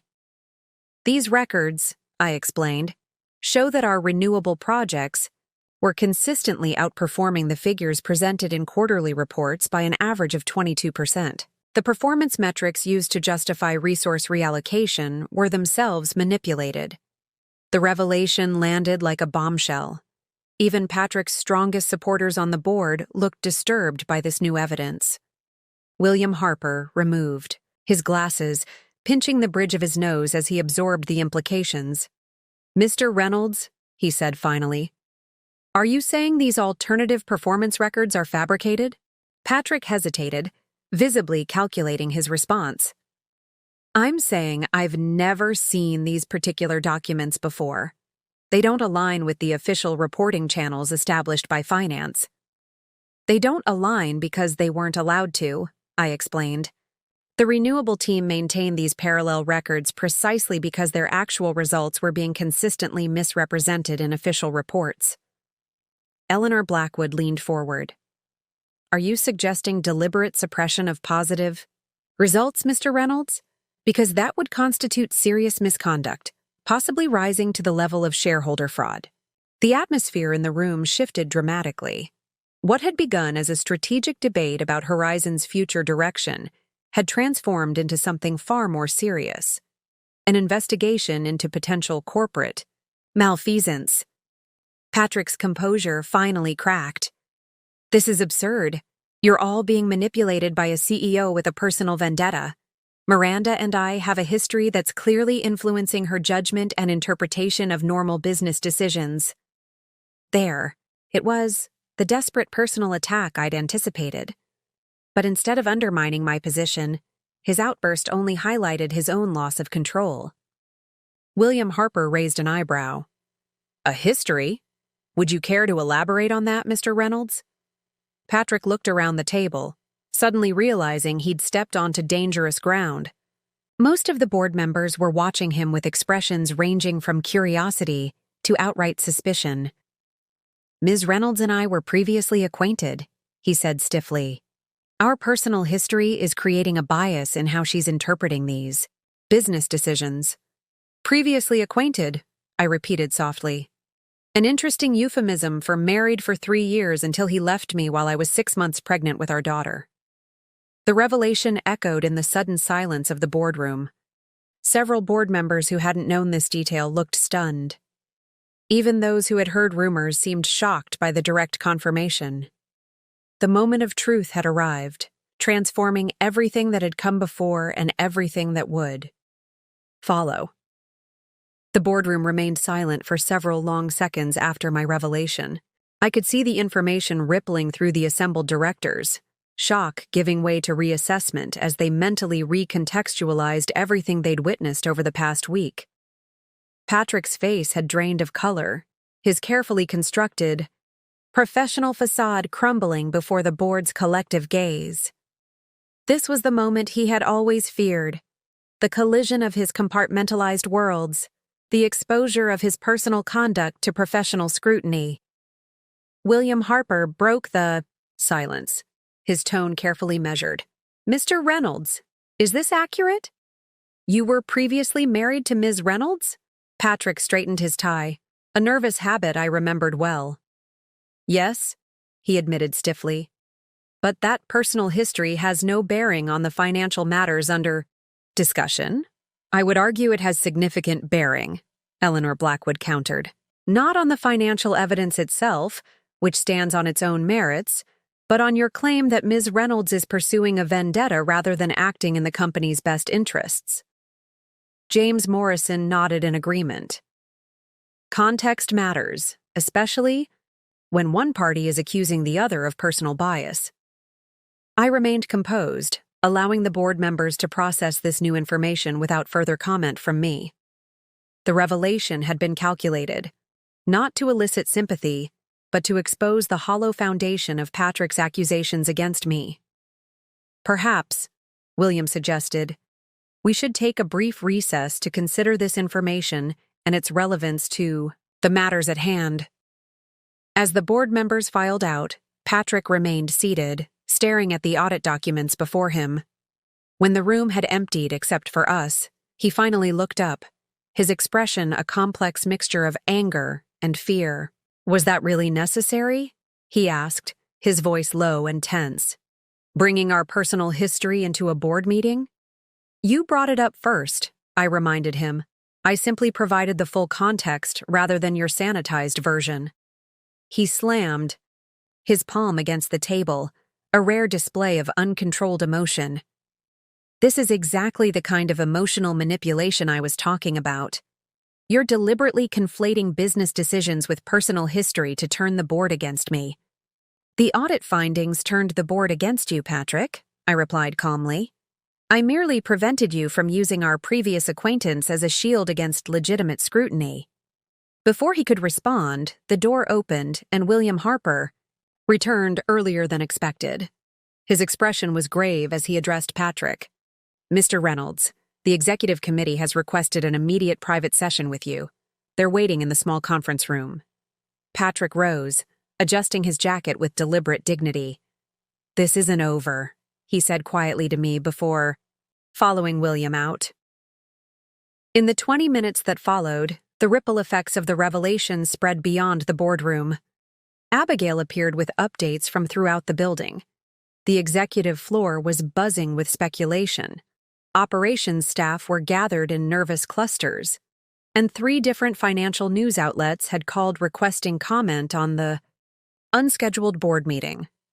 When the board members finally returned, their expressions told me everything I needed to know. William Harper took his seat at the head of the table, the authority in his bearing more pronounced than before. After careful consideration, he announced, the board has reached several unanimous decisions. He turned to me first. Ms. Reynolds, your strategic vision for Horizon Energy's renewable transformation is approved in its entirety, with the full funding allocations you requested. A wave of vindication washed over me, though I maintained my professional composure. Thank you, Chairman Harper. The leadership team is prepared to begin implementation immediately. Additionally, he continued, in light of the audit findings, the board has placed Patrick Reynolds on administrative leave pending a complete investigation of the financial discrepancies identified. Frank Wilson has also been suspended from his CFO duties until the investigation is complete. The pronouncement fell like a gavel, final and irrevocable. Patrick's carefully constructed kingdom had collapsed in less than an hour, years of manipulation and misrepresentation exposed under the unforgiving light of objective financial evidence. The board has also determined, William added, looking directly at me, that while the personal history between you and Mr. Reynolds is unfortunate, it does not constitute a conflict of interest that would impact your ability to lead Horizon Energy. Your decisions have been substantiated by independent analysis and align with the company's long-term interests. Thank you for your confidence, I replied. I assure you that all my actions as CEO have been and will continue to be guided by what's best for Horizon, its employees, and its shareholders. The meeting concluded with a discussion of next steps, an interim CFO appointment, communication strategy for the organizational changes, and implementation timeline for the renewable transformation. Throughout these practical conversations, I felt a profound sense of closure that went beyond professional validation. After the board members departed, I took a moment alone in the empty boardroom. 7 years of proving myself, of rebuilding my life and career from the devastation Patrick had left behind. All of it had culminated in this moment of comprehensive vindication. My phone buzzed with a text from Carrie. Just heard the news. Patrick was escorted from the building. Security is sealing his office now. Congratulations, CEO. I smiled, remembering Patrick's words the night he'd left me. You'll never succeed without me. You're not cut out for this world. How wrong he had. As I gathered my materials to leave, William Harper reappeared at the doorway. Ms. Reynolds, a word before you go? I nodded, and he closed the door behind him. That was quite a revelation, he said, though I suspect several board members already knew some version of your history with Patrick. I never intended to use it as leverage, I assured him. The audit findings speak for themselves. Indeed they do, he agreed. But I'm curious. Was this position simply about revenge? About proving something to your ex-husband? I considered his question carefully. When Bill Hargrove first approached me about the CEO position, I won't deny that the opportunity to demonstrate my capabilities to Patrick held a certain appeal. But that was never my primary motivation. And what was? William asked. Horizon Energy has incredible potential that's been systematically suppressed, I replied honestly. The renewable division alone could transform this company's future if properly supported. I took this position because I genuinely believe I can lead that transformation successfully. William studied me for a moment, then nodded with apparent satisfaction. That's precisely what Bill said when he recommended you, that your personal history with Patrick might provide extra motivation, but your qualifications and vision were what Horizon truly needed. He extended his hand. The board is fully behind you, Ms. Reynolds. Make the most of this opportunity. As I shook his hand, I felt the weight of the past 7 years lifting. The ripples from today's revelation would continue spreading throughout Horizon Energy and beyond, reshaping the company, redefining relationships, and opening possibilities that Patrick's leadership had deliberately constrained. But most importantly, they had finally washed away the last lingering doubts about my own capabilities, not in the board's eyes, but in my own. The weekend after the board meeting gave me time to process everything that had happened. I took Lily to her favorite park on Saturday, watching her fearlessly climb the jungle gym while I sat on a nearby bench, my mind drifting between the personal and professional transformations of the past week. "Mom, watch this," she called, hanging upside down, her long dark hair cascading toward the ground, her smile radiant with the simple joy of childhood achievement. I clapped appropriately, marveling at her confidence and resilience. Unlike me, Lily had never known a time when she doubted her capabilities. From her earliest years, I had deliberately nurtured her self-belief, determined that she would never internalize the limitations that Patrick had tried to impose on me. "Be careful, but brave," I'd always told her, a mantra that had become my own guiding principle as well. On Sunday evening, as I prepared for the week ahead, Carrie called with updates from her network of sources at Horizon. "The audit team spent the entire weekend going through Patrick's files," she reported. "Apparently, they've uncovered evidence that the financial manipulation went even deeper than we initially thought. There's talk of potential shareholder lawsuits once this becomes public." I sighed, feeling strangely conflicted. I wanted accountability, not destruction. "This isn't your doing, Miranda," Carrie reminded me gently. "Patrick made these choices consistently over years. You simply brought them to light." After we hung up, I found myself staring at an old photograph I kept tucked away in my desk drawer. Patrick and me on our wedding day, both smiling, full of hope for the future we would build together. The contrast between that hopeful young woman and the CEO who had just orchestrated her ex-husband's professional downfall was stark. Yet I felt no triumph in Patrick's disgrace, only a somber recognition of how ambition untethered from integrity had corroded his character over time. When had he changed from the passionate energy innovator I'd fallen in love with to the manipulative executive who valued control above all else? Or had that darker aspect always been present, simply concealed, until he felt threatened by my success? Monday morning brought a fresh wave of challenges as I officially announced the leadership changes and strategic pivot to Horizon's employees. Standing in the company auditorium before hundreds of faces reflecting emotions ranging from excitement to anxiety, I recognized that this moment transcended my personal journey with Patrick. "Horizon Energy stands at a crossroads," I began, conscious that my words would define not just the company's direction, but the culture we would build going forward. For too long, we've allowed short-term thinking to constrain our potential.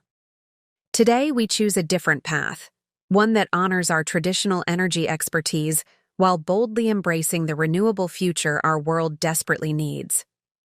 As I outlined the practical implications of our strategic shift, new investments, reorganized departments, changed priorities, I emphasized one theme above all others: transparency.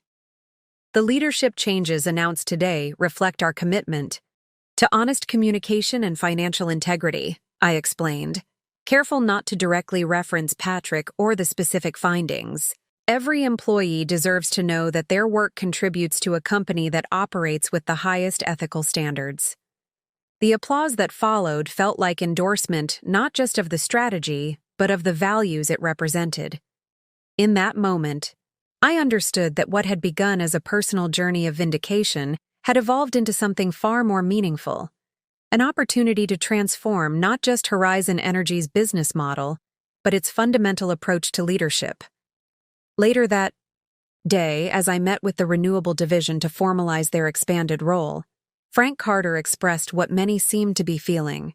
"For years, we felt like we were fighting the company to do what the company claimed it wanted," he said, emotion evident in his voice. Having leadership that actually believes in our work, it changes everything. His words resonated deeply. How many times in my marriage had I felt exactly that way, fighting against Patrick's constraints to pursue goals he claimed to support?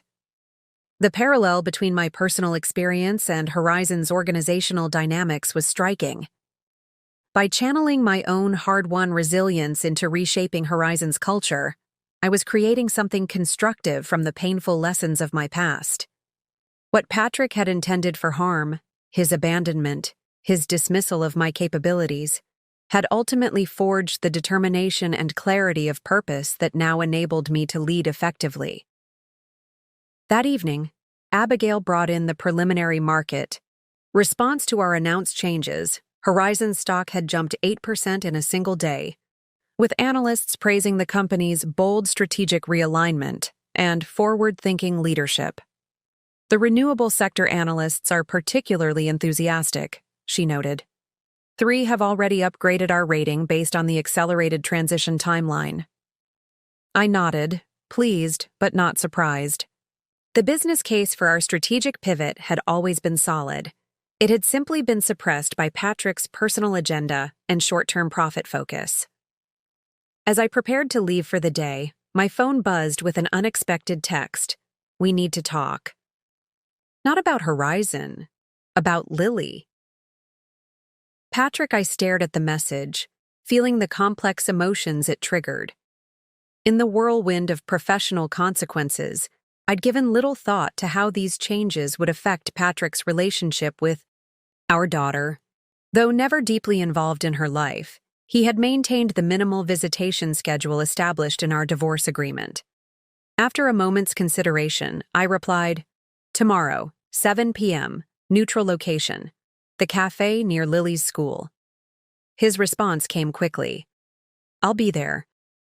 Driving home, I reflected on how this situation embodied the expanding ripples of consequence, from the personal to the professional and back again. Patrick's abandonment of me had shaped my professional development, which had ultimately led to his professional downfall, which would now potentially reshape his relationship with Lily. The narrative had expanded far beyond simple revenge, becoming a complex web of actions, consequences, and transformations that touched every aspect of our interconnected lives. As I pulled into my driveway, I spotted Lily's face pressed against the window, waiting eagerly for my return. Her unrestrained joy at my arrival was a powerful reminder of what truly mattered beyond corporate battles and professional vindication. I had once feared that Patrick's abandonment would define both my life and Lily's. Instead, it had become merely one chapter in a much richer, more complex story. A story about resilience, growth, and the capacity to transform painful experiences into sources of strength and wisdom. Tomorrow's conversation with Patrick would be difficult, but I would approach it not as the wounded ex-wife or the triumphant CEO, but as someone who understood that true success wasn't measured by revenge, but by creating something meaningful from adversity. And by that measure, I had already won. The cafe near Lily's school was deliberately neutral territory, neither the corporate battlefield of Horizon Energy nor the personal space of my home. I arrived early, choosing a quiet corner table that offered both privacy and a clear view of the entrance. Patrick appeared precisely at 7, punctuality being one of his few consistent virtues. He looked different somehow, the confident executive, polish diminished, replaced by something more subdued. He wore casual clothes rather than his usual tailored suit, and the dark circles under his eyes suggested he hadn't been sleeping well. Miranda, he greeted me with a nod, sliding into the seat across from me. Thank you for agreeing to meet. I studied him, trying to see beyond my preconceptions. You wanted to talk about Lily. He nodded, his fingers nervously adjusting his, coffee cup. With everything that's happened at Horizon, I'm concerned about how it might affect her. Kids at school talking, questions she might have. The genuine concern in his voice surprised me. Patrick had never shown much interest in the nuances of Lily's emotional world before, She knows the basics of our history, I replied carefully. That we were married, that you left before she was born, that you have a new family now. She doesn't know about the professional situation yet. He winced slightly at my blunt recounting. I deserve that. But Lily doesn't deserve to be caught in the crossfire of our professional conflict. No, she doesn't, I agreed, which is why I haven't discussed Horizon's leadership changes with her. Patrick looked relieved, then hesitant. There's something else. Aileen and we're separating. The revelation caught me off guard.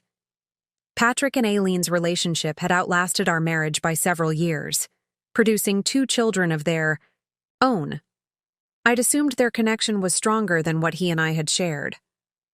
I'm sorry to hear that, I said, surprised to find I meant it. Despite everything, I took no pleasure in additional family disruption that would affect innocent children. Are you? He asked, a hint of bitterness creeping into his tone. After what happened at Horizon, I would think you'd consider it appropriate karma. I never wanted revenge on your personal life, Patrick, I replied honestly. Only professional? Accountability for professional misconduct. He laughed humorlessly, a convenient distinction, but the audit findings have leaked to Aileen's family. Her father is on the board of Atlantic Petroleum. The scandal is affecting their business relationships. And now she's blaming me for putting our family's reputation and financial security at risk. I absorbed this information, recognizing the complex ripple effects extending far beyond what I'd anticipated or intended. Patrick's professional disgrace was bleeding into his personal life, just as he had once allowed our personal relationship to influence his professional judgment. That must be difficult, I acknowledged, unsure what else to say. It's ironic, he continued, staring into his coffee. Aileen was so convinced I was her knight in shining armor when I left you for her. Now she's seeing the same flaws you experienced. The candid admission surprised me. In all our interactions since the divorce, Patrick had never acknowledged any personal responsibility for our failed marriage. People change, I offered neutrally. Do they? He looked up, meeting my gaze directly. Or do they just reveal who they truly are under pressure? You certainly did. I tensed, anticipating an attack, but his expression wasn't hostile. The way you handled everything at Horizon, he continued, it was impressive. Ruthlessly effective, but impressive. Nothing like the uncertain analyst I married, or even the angry ex-wife I divorced. Parenthood changes you, I replied. So does betrayal. And 7 years of proving yourself in an industry that constantly underestimates you. He nodded slowly. I underestimated you most of all. The acknowledgement, so long awaited, felt strangely hollow now that it had finally arrived. I didn't need Patrick's validation anymore, hadn't needed it for years, though I hadn't fully realized that until this moment. Why did you really want to meet Patrick? I asked directly. It wasn't just concern about Lily overhearing school gossip. He sighed, shoulders slumping slightly. I wanted to understand. How did you do it? Transform from the woman I knew to this? CEO, strategic visionary, the person who systematically dismantled everything I built? You mean, how did I succeed without you? I clarified, remembering his parting words from 7 years ago. Because I never needed you to succeed, Patrick. I needed you to stop actively undermining me. Once you were gone, my path became clearer, not harder. He flinched at the brutal honesty, but nodded for me to continue. After you left, I had 2 choices, I explained. Collapse under the weight of single motherhood and professional setbacks, or harness that pain into something constructive. I chose the latter. Every time someone doubted me because I was a single mother, every time door closed because of your industry connections, I found another way forward, and built a reputation strong enough for Bill Hargrove to recruit you specifically to replace me, Patrick concluded, the irony clearly not lost on him. Not to replace you, I corrected. To fix what you'd broken at Horizon. There's a difference. We sat in silence for a moment, the years of hurt and resentment between us somehow both present and diminished. I saw Patrick now not as the monster of my painful memories, nor as the corporate villain I'd exposed, but as a flawed human whose worst instincts had ultimately sabotaged what should have been a brilliant career. What happens now? He finally asked. The audit findings. They're career-ending, aren't they? I considered my response carefully. The financial manipulation was systematic and deliberate. There will be consequences, both legal and professional. But your future depends partly on how you respond to those findings. Meaning, accepting responsibility rather than deflecting it would be a start, I suggested. Cooperating fully with the investigation rather than fighting it. Demonstrating that you understand the ethical breaches involved. He studied me curiously. That sounds like you're offering advice rather than celebrating my downfall. Believe it or not, Patrick, your complete destruction was never my goal, I replied honestly. Professional accountability was, and regardless of our past, you're still Lily's father. I'd prefer she not see her father completely disgraced if there's a path to redemption. This seemed to affect him deeply. For perhaps the first time, he was seeing me not as an opponent to defeat or an ex-wife to dismiss, but as someone with a complex moral perspective beyond simple revenge. I don't know if I can be the father Lily deserves, he admitted quietly. I've made such a mess of everything. Parenthood isn't about perfection, I told him. It's about presence and effort. You've provided financial support, but little else. She deserves more, not for my sake, but for hers. Patrick nodded slowly. I'd like to try. To be more involved, if you're willing to allow it. That's Lily's decision more than mine, I replied. She's old enough now to have a say in how much time she spends with you. But I won't stand in the way if you're genuinely committed to being a consistent presence in her life. As our conversation drew to a close, I realized how far we'd both traveled from the people we once were. The young, insecure woman desperate for Patrick's approval had evolved into someone secure enough to offer compassion to the man who had once devastated her. And Patrick, confronted with the consequences of his actions, seemed to be grappling with genuine self-reflection for perhaps the first time. I never congratulated you properly, he said as we prepared to leave. On the CEO position. Whatever our history, you've earned it. Thank you, I replied simply, accepting the acknowledgement without needing it. Outside the cafe, as we prepared to go our separate ways, Patrick hesitated. For what it's worth, Miranda, I'm sorry, not just for the professional conflict, but for how I treated you during our marriage and after. You deserved better. The apology, 7 years late, landed in a heart that had already healed itself without it. Yet I recognized its significance, not for my benefit, but for his. We can't change the past, I told him, but we can choose how it shapes our future. Good night, Patrick.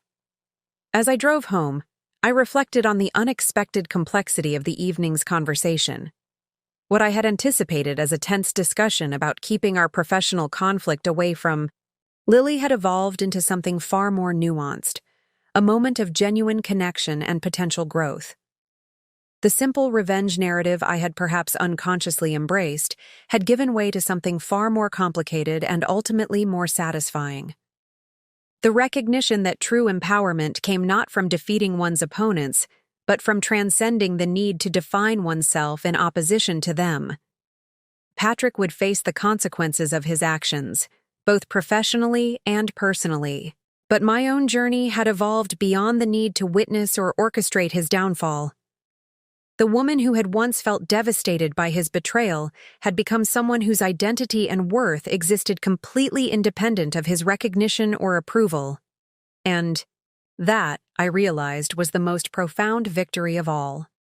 6 months after that pivotal board meeting, I found myself standing on stage at the Women in Energy Leadership Conference, invited to deliver the keynote address.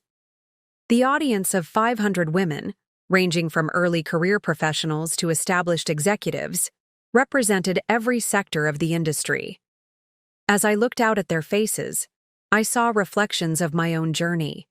Women who had faced dismissal and underestimation, who had been told either explicitly or implicitly that their ambitions were unreasonable, their capabilities insufficient, their priorities misaligned. My story has made the rounds in industry circles, I began, acknowledging the whispers and headlines that had followed Horizon's leadership change. The abandoned pregnant wife who became CEO of her ex-husband's company. It's a catchy narrative, the kind that makes for compelling gossip at networking events. Knowing laughter rippled through the audience. But I'm not here to tell you that story again. I'm here to tell you what that experience taught me about power, resilience, and the journey each of us faces in reclaiming our narrative. I moved away from the podium, choosing to walk the stage and connect more directly with the women before me. When my husband walked out on me at 6 months pregnant, telling me I'd never succeed without him, I believed him. Not immediately, but gradually, as doors closed, as opportunities vanished, as former colleagues suddenly became unavailable for meetings. His words became a poisonous seed in my mind, growing with each setback until his assessment seemed prophetic. I paused, letting that confession settle.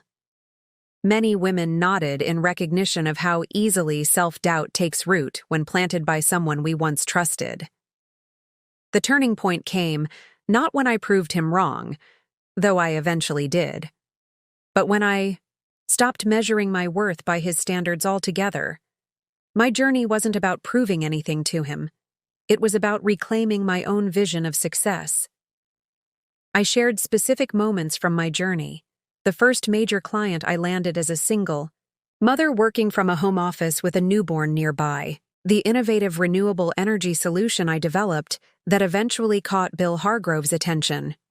The daily small acts of courage required to push forward in an industry that often viewed my motherhood as a liability rather than a source of strength. The narrative of revenge makes for exciting headlines, I continued. But the deeper truth is that success isn't about defeating those who doubted you. It's about transcending the need for their validation entirely.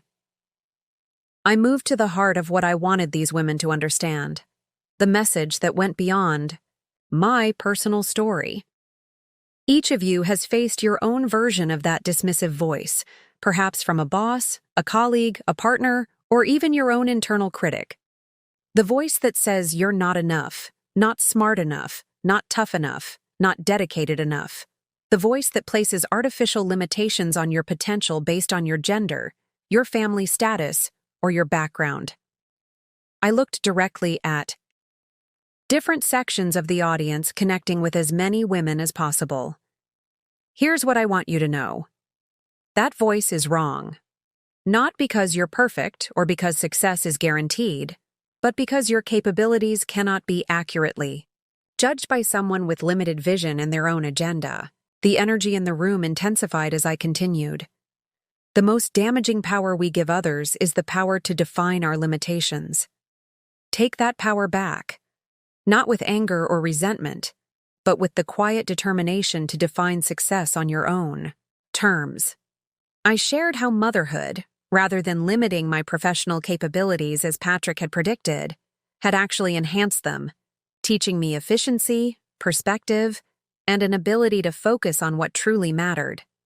The skills you develop navigating your unique challenges, whether balancing family responsibilities, overcoming institutional barriers, or rebuilding after personal setbacks, these become your competitive advantages when properly leveraged.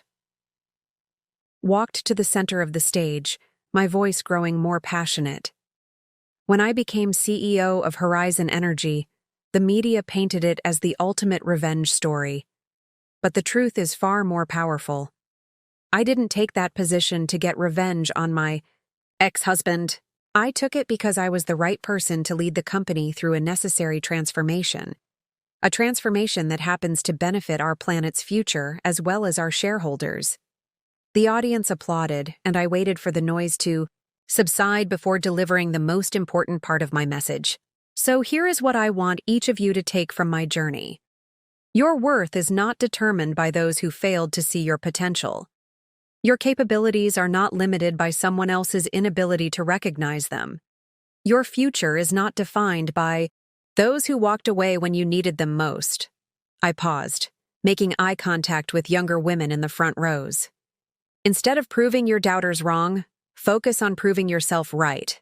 Instead of seeking validation from those who underestimated you, create such undeniable value that their opinions become irrelevant.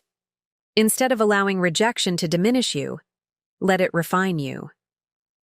The energy in the room was palpable now, a collective recognition of shared struggles and possibilities.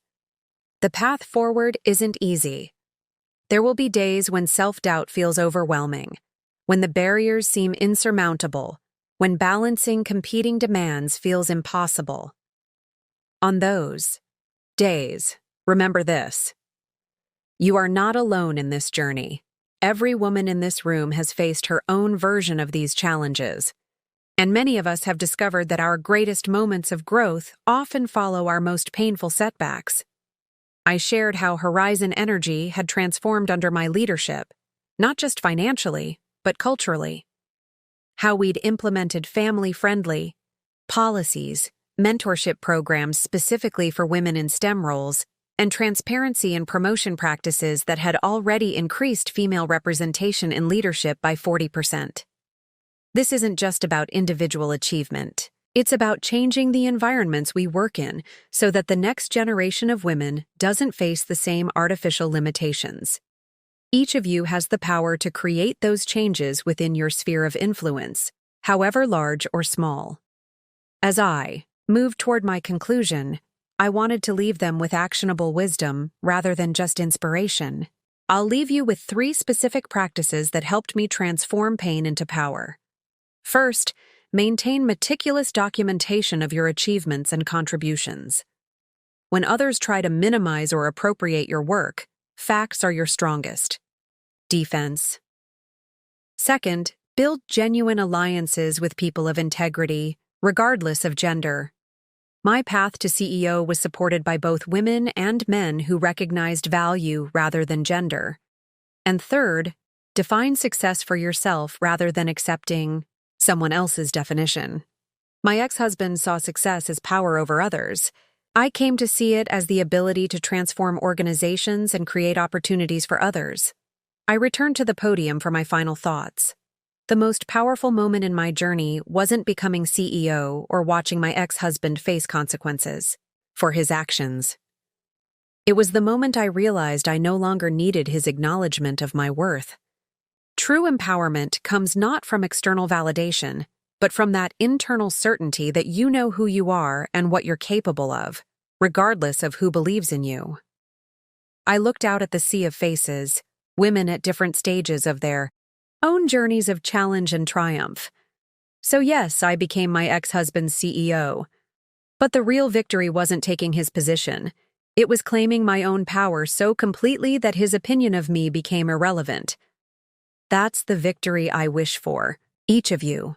Not revenge, but complete liberation from the need for validation from those who underestimated you. The audience rose in a standing ovation, the response reflecting not just appreciation for my story, but recognition of their own struggles and triumphs mirrored in it. As I accepted their applause, I thought of Lily, now 8 years old, who would grow up in a world still full of challenges for ambitious women, but also in a world where her mother and countless women like those before me had pushed boundaries and redefined possibilities. The true power of my journey wasn't in proving Patrick wrong. It was in creating a legacy of resilience and transformation that would ripple outward far beyond one company or one personal victory. Touching the lives of women I would never meet, women who might find in my story the courage to reclaim their own narrative and transform setbacks into strength. That was a victory worth fighting for. Up next, you've got 2 more standout stories right on your screen. If this one hit the mark, you won't want to pass these up. Just click and check them out. And don't forget to subscribe and turn on the notification bell so you don't miss any upload from us.